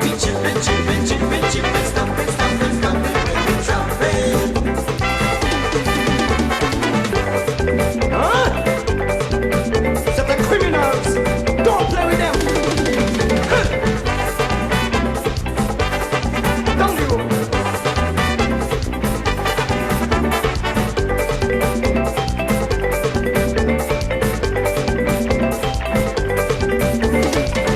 Jumping up like Jack in the box, acting like a fool and smell like a mule. I can't stand that kind of bouncing. You form a circle with people around you with a boxing ring you want for that thing. You make people pretty jumping the way you spin and kicking. What kind of dance you dancing? You elbowing and punching. Stop that selfishness and go and join in this. I would like to know if you can dance like so. Out of when you jam or jam behind bam bam. If you should continue, I'll walk with a full whistle.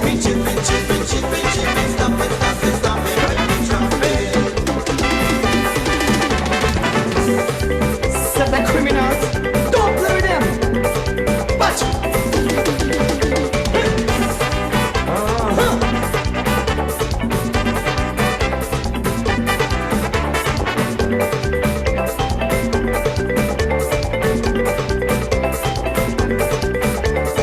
You're pushing me down when you spin around, go and keep a suit and let me play clown.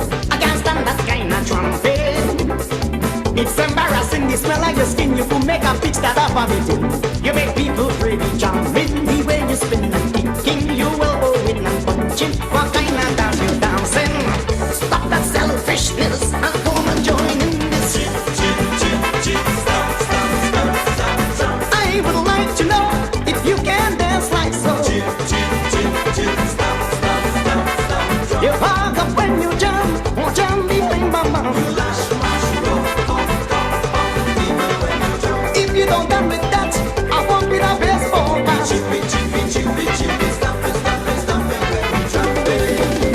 Stop the criminal, don't play with them. They're tricky. Huh?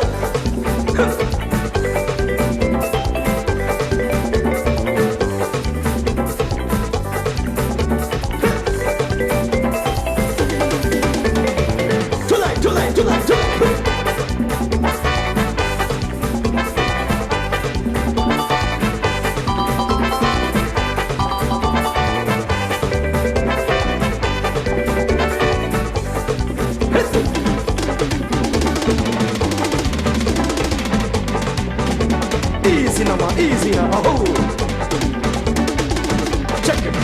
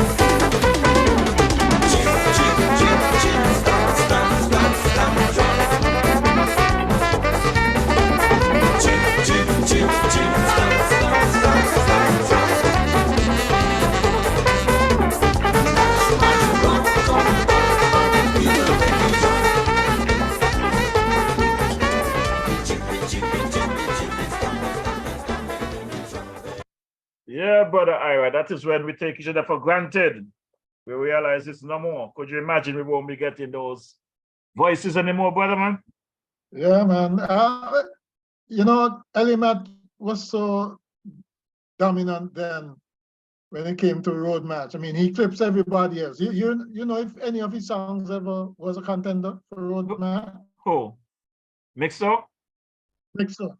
Man, Mixo wins several road. He wins several road match. Like which ones?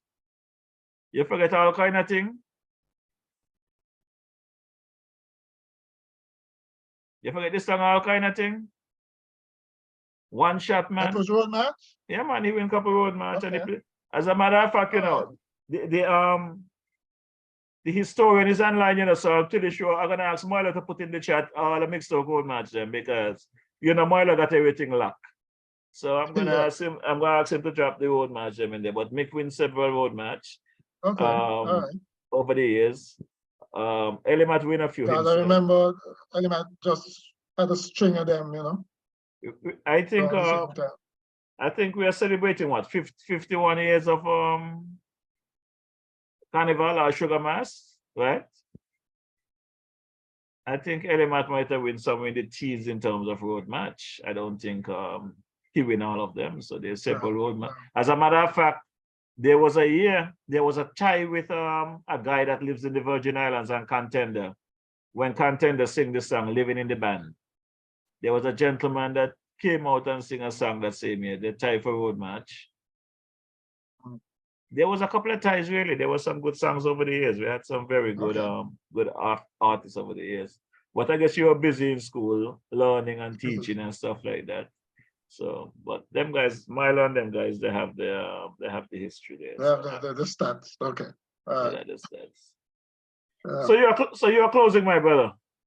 Yeah, well, it was nice being here with you again, and we got to do it sometimes because, as you realize, lots of things have been happening and continue to happen. Our politics never boring. There's still that revolution to come in Nevis, that I know you're working on. You know, badly needed, I think. Long overdue, but I guess nothing happens before it's time. I know you're gonna be keeping up your watchdog role. Oh yeah. Nobody can take that from you. You know? Oh no. And that is good. I mean, we need more like you know, to make sure things happen. You know, the movers and shakers. The movers and shakers ain't only those who got the power and the influence in like the chamber and them people and the church and so on, you know. Ordinary people like you do a lot to make sure that you shape opinion, you know, and our politics being what it is and the size of our country being what it is, you change 10 people's opinion and you could win an election. Yeah. So, you know, don't underestimate what you do. And like I said, it's always nice to hear you or hear your perspective. I know you can be controversial sometimes. It's all part of the business. But it comes with the territory, yeah. Yeah. Right. So good night to your listeners and your viewers, and hopefully we catch up again soon. Yeah, pretty soon. Milo back sent something here. He said 1991, all kind of things. Okay. Same year when Matt Stohard won the crown. Okay. So, and then there was 1985, the coach who lives in the Virgin Islands had Boops and Contender had Living in the Band. I remember that well because Contender went on bad on stage with this presentation that year, man. Living in the Band for this carnival. As a matter of fact, that's a gentleman I got to work on. I have a lot of his road march as well, and I don't want to wait until he get too down. I have to get him to come and let's have a chat, because the guy, between him and Controller and those guys, they really contribute a lot to the art form. Star Shield, name it. You know, we have a lot of icons out there that we need to yeah. we need to expose them. Even my boy, he's in the UK now. Ranger have a whole slew Ranger. Yeah. of music, man. They have PJ Brown somewhere in New York there. He's another one that I have to track down. Slim Edwards is someplace in the Florida area. Always remember Stashy with the album. I mean, you know, it was like that was a gem that time that he came out with the album. Yeah. With things like The Good Man. Yeah. You know, all those that was really good, man. That album really. That was a keeper. Well, and we got some local artists here that is missing, and I would like to see the Department of Culture really get them out, you know, because you got Mark the First, you got Kinta, you got Fancy, you got a whole bunch of living legend here under our nose that we're not paying attention to, you know. And as soon as they drop dead, the wager play the song once or twice and they finish. Yeah. You know, and we need to get out of that because you know what you should what you should look at too. Some of these Calypsonians, they sang the song, but there were a number of writers that we tend to overlook, and maybe you can research that and come up with a number of them who, yes, the particular artists who sang the song made it famous, but you know, there are some writers, really nice, good writers behind them, you know. Like Crusader and Sakwati and those guys. Yeah. Well, Ira used to write for a lot of folks as well, but he's no longer with us. But that particular... even, I mean, he's not known for Calypso, but I think even Ben Jacks. Yes. Yeah. But you see that job that you tried to assign me today? I'm going to focus on the politics. I'm going to ask Myla to take on the responsibility. He's the historian, right? And once he get it done, as a matter of fact, not just Myla, I'm going to put Sweeney on the job as well, because he's another one that had some good song there and has contributed a lot. When I speak to these guys, it's a very refreshing feeling because the history that these guys bring to me, you know, that is why when I sit down behind my computer to put a program together, it is very hard to stick with the 2 hours because it's so much to put out. Yeah. And I could stay here for the next 10 years doing this. I still would not crack the surface with the music that these guys have produced over the years. So I hope somebody else is lining up. The good thing about it is that, I mean, when you hear the music, it brings back so many memories of growing up. You know, you relate to that particular era growing up. You know what life was like in St. Kitts and Nevis and so on. You know, I'm not sure that everybody can relate to that particular era. You know, yes, folks like us could, but I guess the younger folks might be. You know, I don't know. I don't know who their icons are, to be quite honest. But you know, there was no, to me, there was no era like when those guys were around singing. Well, according to the conversation I heard from Kenrick Georges, and I just see something there from Myla Bax, I think basically it's confirmed that when Matt Stewart won the crown, the song, if not both of them, Myla, please confirm if it's both of them are one, but apparently Myla Bax was the one that wrote the song. The village took to everything that night. Okay. Yeah, Myla have wrote several songs I'm aware of, you know. I do not know if he's singing any, but he have wrote a couple of songs. And he's very creative, a very creative writer. That's why I look forward to reading his stuff in the morning. He's very uplifting. Really creative writer. Very creative, you know. That's why I gotta punch him sometime when he gets a script, because he's a good creative writer. I want him to stick there. But once he gets Myla Bax, you're gonna make Myla Bax stick to a script. That's possible. Well, you know, it's possible. Yeah, it's possible. It's possible. You got someone here that they say they want to someone by the name of Joseph Henry say they want to commend you for you being consistently fair in your calling out of these governments for incompetence, just as you did before the team unity, team unity. But in this politics thing, everybody have their opinion. I mean, folks have their love and their likes. And at the end of the day, we could see when folks are making an effort. I got my little baby girl there, and I was teaching her to ride her bike. And I could see she was trying, and I'm trying to give her a little more support. And she looked at me and she said, "Daddy, I'm really trying." And you know, that brings tears to my eye because I realized she was trying, but I was pushing her. But she's trying to tell me I'm doing my best. So pushing her too hard. correct. Being too hard or no? Right. Right. So some of our politicians, when we are too hard on them, we gotta pull back sometime. Like, well, to me, one, they need frequent doses of humility, right? Otherwise, they're gonna get too big for the pan. And two, a little bit of tough love never hurt, you know. This isn't kindergarten, you know. You don't get marks for trying. You get marks for results. This is the big leagues now, so you can't pander them too much, you know. well, So that's the thing is, right? This is, like I said, this isn't kindergarten. You don't stroke the egos and things like that. You know, these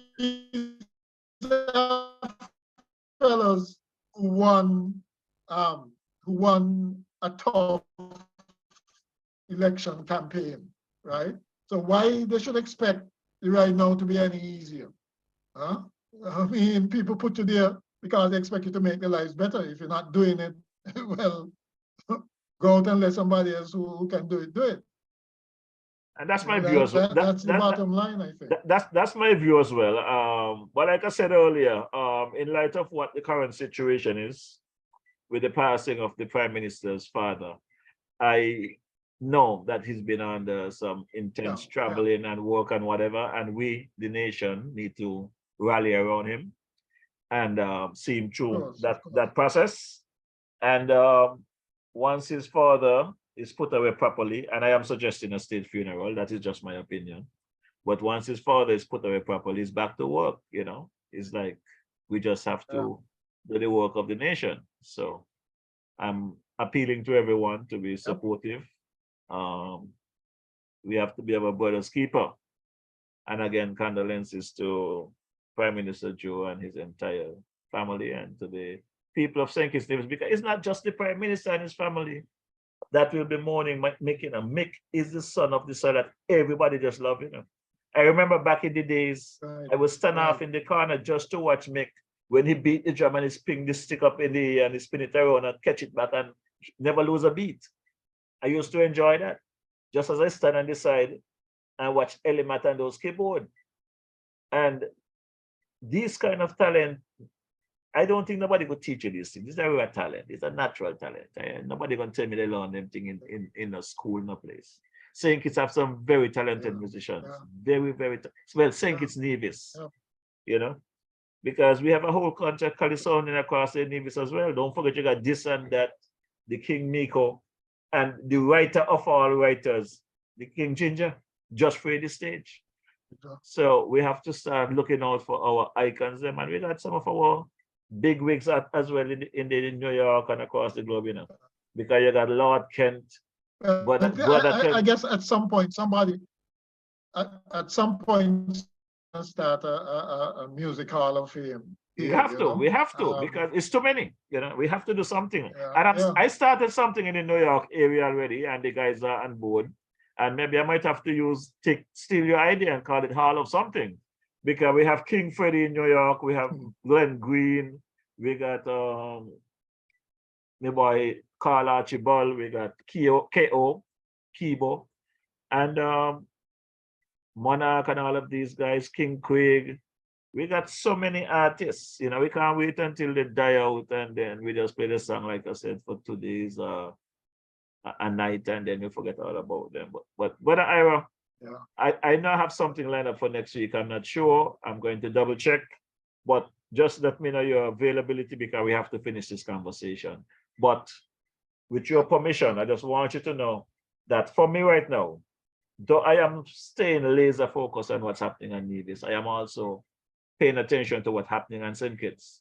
And we just have to work with what is happening at the moment and give the Prime Minister the space and remember the anniversary is coming up. Correct. And remember the anniversary is coming up. Well, you know, I ain't getting sidetracked from that. You know, my date that I'm looking at, we discuss it. An anniversary is an anniversary. And I need to see some things happen by then. Yeah. Some people need to be charged. Some reports need to be coming from all of these investigations. You cannot tell me you're investigating for 12 months and there is no results. But again, like I said, I am going to give him the vacation that is due, take care of his family, take care of his father. But once that is done, if Mick is buried on Sunday, Monday, I'm back on the job. The Federation business is at stake. We have to take care of business. You know? So folks, I ain't get to heal up in people tonight. All right then, well, have a good night. Yeah, someone just sent me a little... to all your listeners as well. Yeah. Someone just sent a little biography here. My boy, Ivor Henry, just sent me a little biography here of Brother Mick Heiliger. He said, Michael Stokes Heiliger Mick has had a musical career spanning over 40 years. He is the founding member of Jazz Brass International. Mick won the Road March title on 2 occasions. He has written over 95 songs. It's over 100 in Ivor. I talked to Mick. Mick tell me I have over 100 songs. And and still plays and holds a drum vocal class in his place. That was prolific, man. Yeah, when I spoke to him, he have a whole bunch of music. So I know for a fact that he's going to be deeply missed. And his students that he normally teach will miss him dearly. So, but from one icon to another, from the Mickey Stokes, we're going to go right into the unofficial national anthem of St. Kitts and Nevis. This one is called Arise by the late great, the King Arrow. You know, as a matter of fact, you know. Okay. As a matter of fact, you know, I'm glad you mentioned that. Let me see if I think I have that one here. I should have played that one for you, you know, because we really need a calling. We really need a calling. So before I play the unofficial anthem, let me drop La Amiga is Calling, because that again is another big track. So let me drop this one for the entire Federation of St. Kitts and Nevis, those at home and abroad in the diaspora. This one is called La Amiga is Calling by the late great Mick Stokes.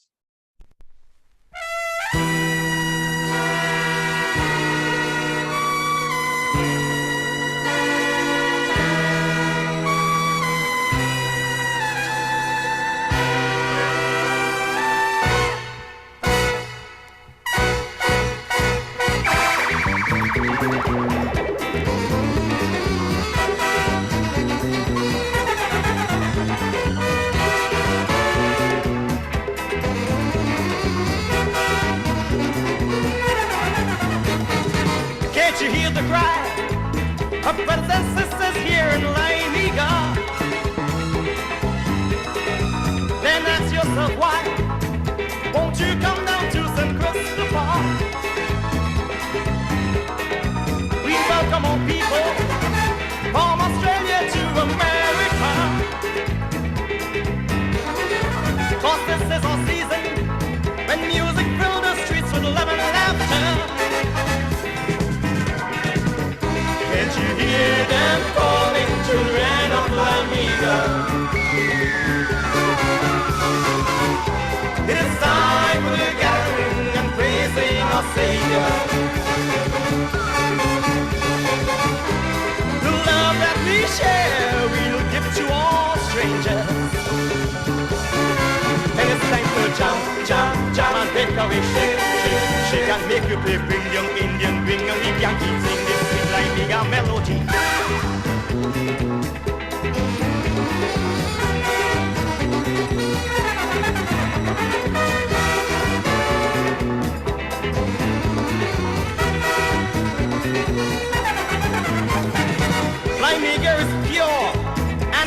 from crime and hate throughout the year.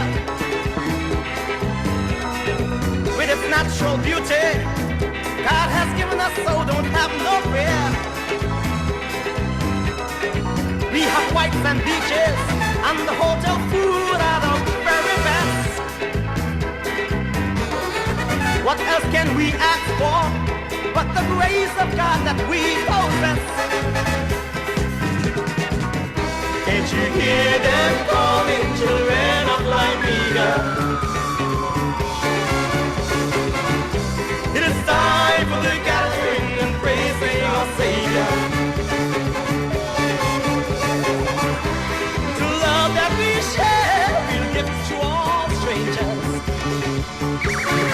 Are we gonna jam, jam, jam and break away, shake, shake, shake and make you play, drinking, carry beer, we deep around singing this Limega song.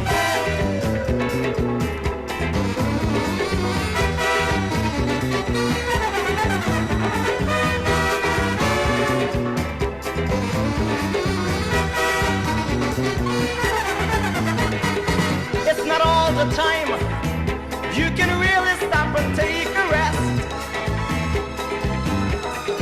Take a holiday, do yourself some real kindness. Twice the amount you'll get in exchange, man, that sounds kinda nice. I mean the money, honey. In my Limega, if you come here once, you'll come back twice. Ain't that kinda nice? Did you hear them calling, children of Limega? It is time for the gathering and praising our Savior. The love that we share, we'll give to all strangers. Are we gonna jam, jam, jam and break away, shake, shake, shake and make you play, show them how friendly I keep TV in the field of the Caribbean Sea.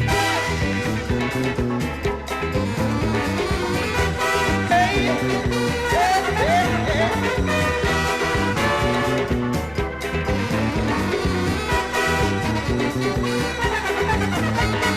Come down now, everybody come down, come down, come on, come down, come down. From Antigua, come down, from Trinidad, come down, from St. Croix, come down, from Tatola, come down, from Anguilla, come down, St. Martin.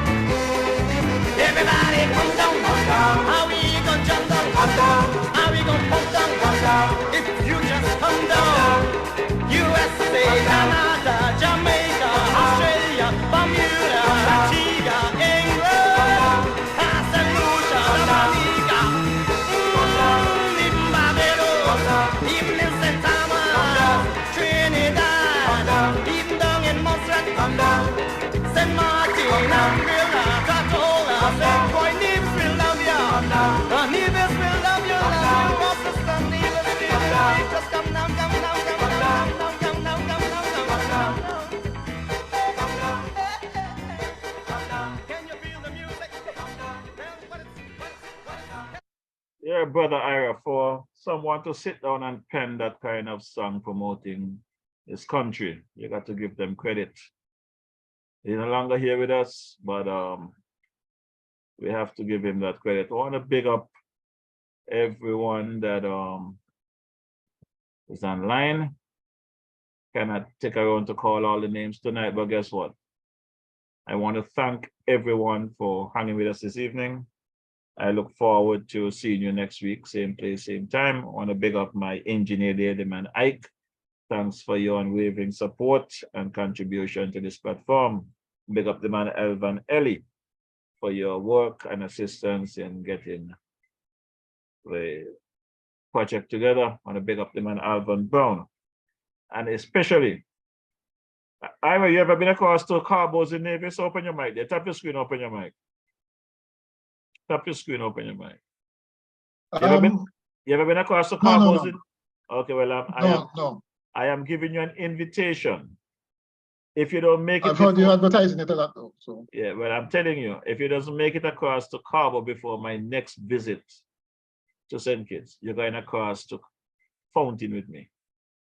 Cabo put down a piece of cooking there on Sunday. I went across to support the Mango Fest, but I made my stop by Cabo first. And Cabo decided what you want to eat. What you want to eat, did you? I said, well, whatever you put together is fine. Cabo put down a piece of cooking with some town called meal with the real okra, like my grandmother did it back in the 70s. Right. And some snapper. It was 5 of us because I have family here visiting from Scotland and the UK, Birmingham. So he really took care of us. And at first I was kind of disappointed because contender them heard about Cabo. They went across to Nevis on Saturday and they drink off me goat water that my mouth was watering for. So I went across to get my goat water. There was no goat water. So Cabo organized and the cornmeal drop in well. But good thing I eat the cornmeal by Cabo, you know, because I got down to the Mango Fest and can't get them to eat down there. Oh, they could smell the food, nothing to eat down there. But we got that's for another conversation. But I also want to thank Sister Loretta there at the Culture Bar. I'll make it up there. I'll make it up there before you go. Well, you're not gonna make it before going on, Ira. I am traveling tomorrow, but I'll be back soon. I'll be traveling back to New York tomorrow, but I'll be back soon. But I went across to Nevis to support, like I said, the Mango Fest and support the folks over there. And went by the Culture Bar, get some drinks there from Loretta. Loretta tell me my money is not good in Nevis, not at her bar. So I had to put my money back in my pocket and lap me tail like well a little boy. So, but Loretta took care of me and my family over there. Cabo did the same thing when we went to Fountain. They took care of me over there. What do you mean? US dollars ain't legal tender no more? Well, not even my EC they want from me. They say it's not good over there. So I do not know if they're not legal tender. They just don't want my money. But I want to thank them still for the respect and support that they gave to me. And I want to thank everyone in Nevis really, because even the baby Brantley say nobody not here in Nevis. You'll be surprised. It's when more people know me in Nevis than baby Brantley. But at the end of the day, the people of Nevis, I want to thank them at home and abroad. They really look out for me. But if you make it across to Nevis before you come back, just tell somebody to reach out to me. Let me give you a Cabo number. I want you to have a meal by Cabo. I want you to give your own opinion, not Morrishaw's opinion of Cabo. Okay. Okay. Yeah, and that's over in Fountain. As a matter of fact, I don't know if Mylaback's been there before, but I'm going to, if Mylaback's haven't been to Cabo, I'm going to take Myla myself. I don't want him to go without me because we have to have a cabinet meeting by Cabo. I want Alvan and Myla in my cabinet meeting when I go by Cabo. So I look forward to that. Well, that sounds like that's a cabinet. That sounds like government and opposition, man. We're gonna work together. We're gonna work together. We're gonna work together. I want him over there. He's my boy, you know, he's my boy. So I have to take him over there, you know. I'm gonna make sure that I change the color of his clothes. As far as I could remember, Milo is a big Brantley fan. Partner, all of us are one. Whether it's Brantley or Bantley or whatever you want to call him, Milo is my boy. Eh? We might go at it on social media, but at the end of the day, when we see each other, there's mutual respect. So I don't have a problem with my boy Milo. Milo is cool. Okay. All right, so we're gonna drop the unofficial anthem, and I want to big up my boy Sam Kanda, the man Dwyer Astafan, the man there Larry Vaughan, Douglas Watley, the Big Lice, the Talk Puppy, and crew. You know, we done a very important thing for the Federation of St. Kitts and Nevis, Ira. And at your stage, I do not know how you feel about the situation. But if you can reflect back this time last year, could you remember what we were doing this time last year? Oh yeah. Oh yeah. The struggle was real. The struggle was real, you know. Oh, you're telling me? The struggle was real. Look, around this time I was looking back. Actually, I was looking back over the past 6-7 years, and remembering how when so many other people were called, was silenced by Team Unity. Yeah. Even back then, I was pointing out the fact that they're not paying attention to the good governance agenda.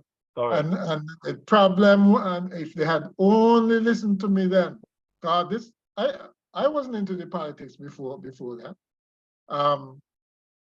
It's 6 months after Team Unity got into power that I really started being critical, right? Because to me, it didn't take 6 months to get the good governance agenda going, right? And Harry's gonna say, nobody going to crack no whip on them, man.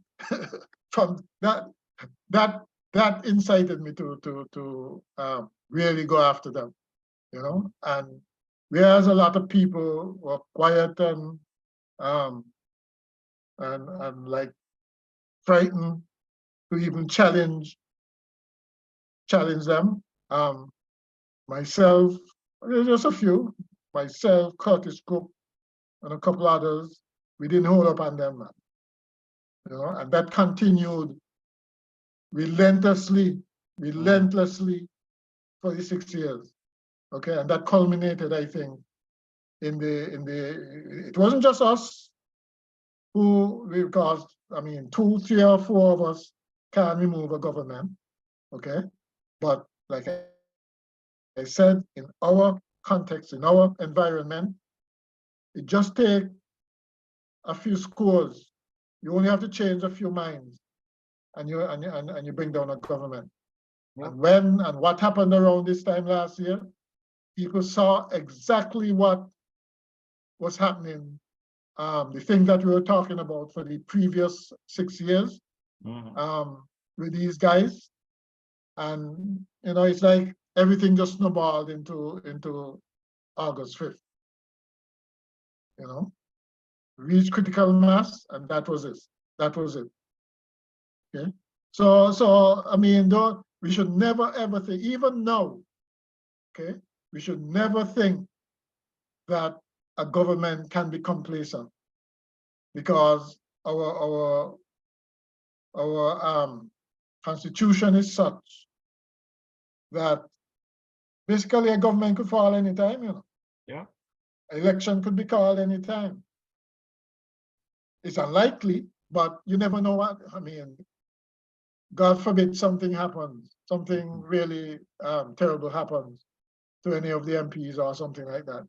I mean, what happened?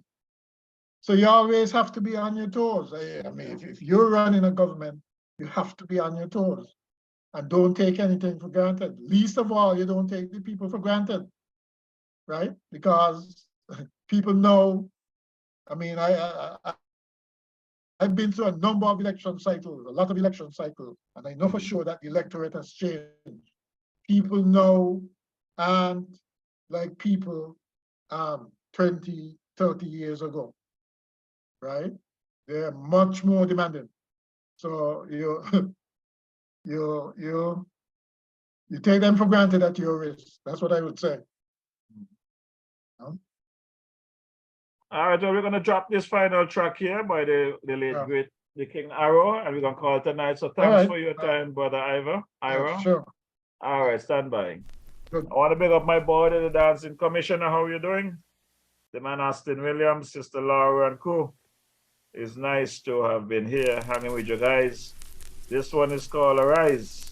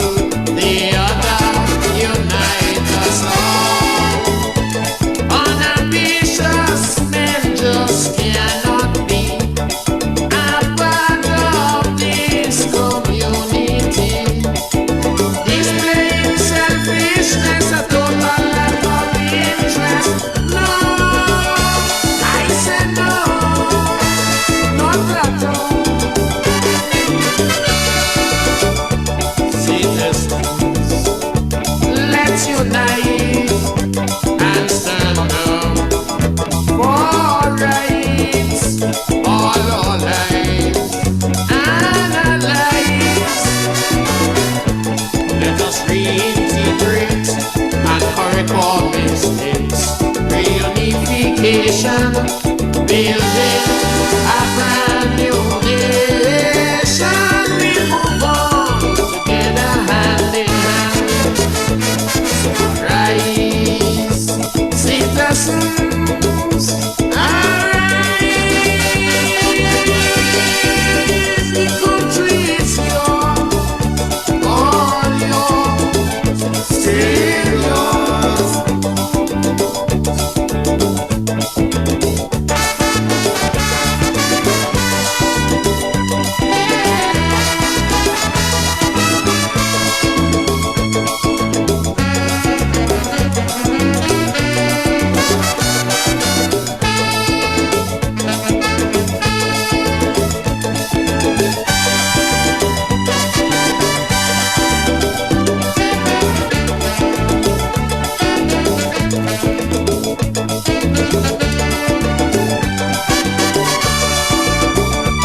Can your conscience be clear?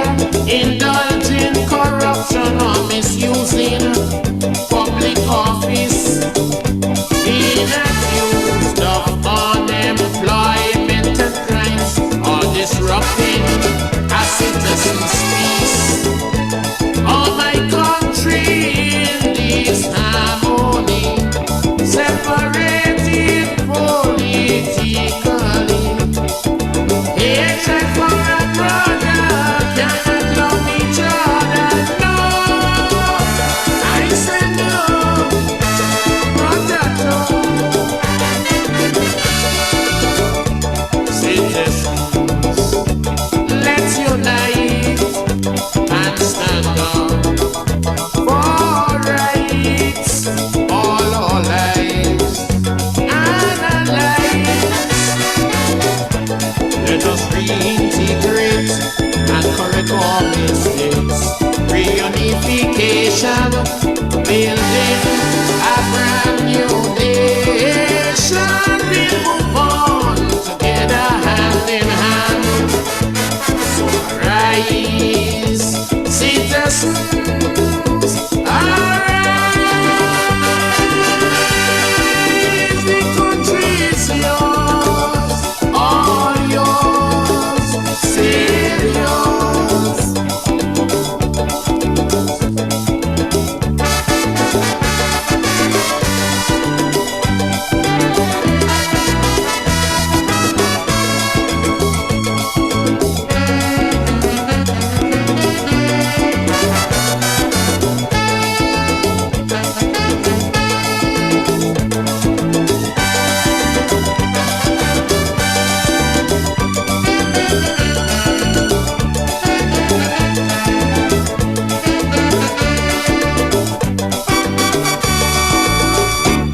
Yes, the sounds of the late great King Arrow. This country is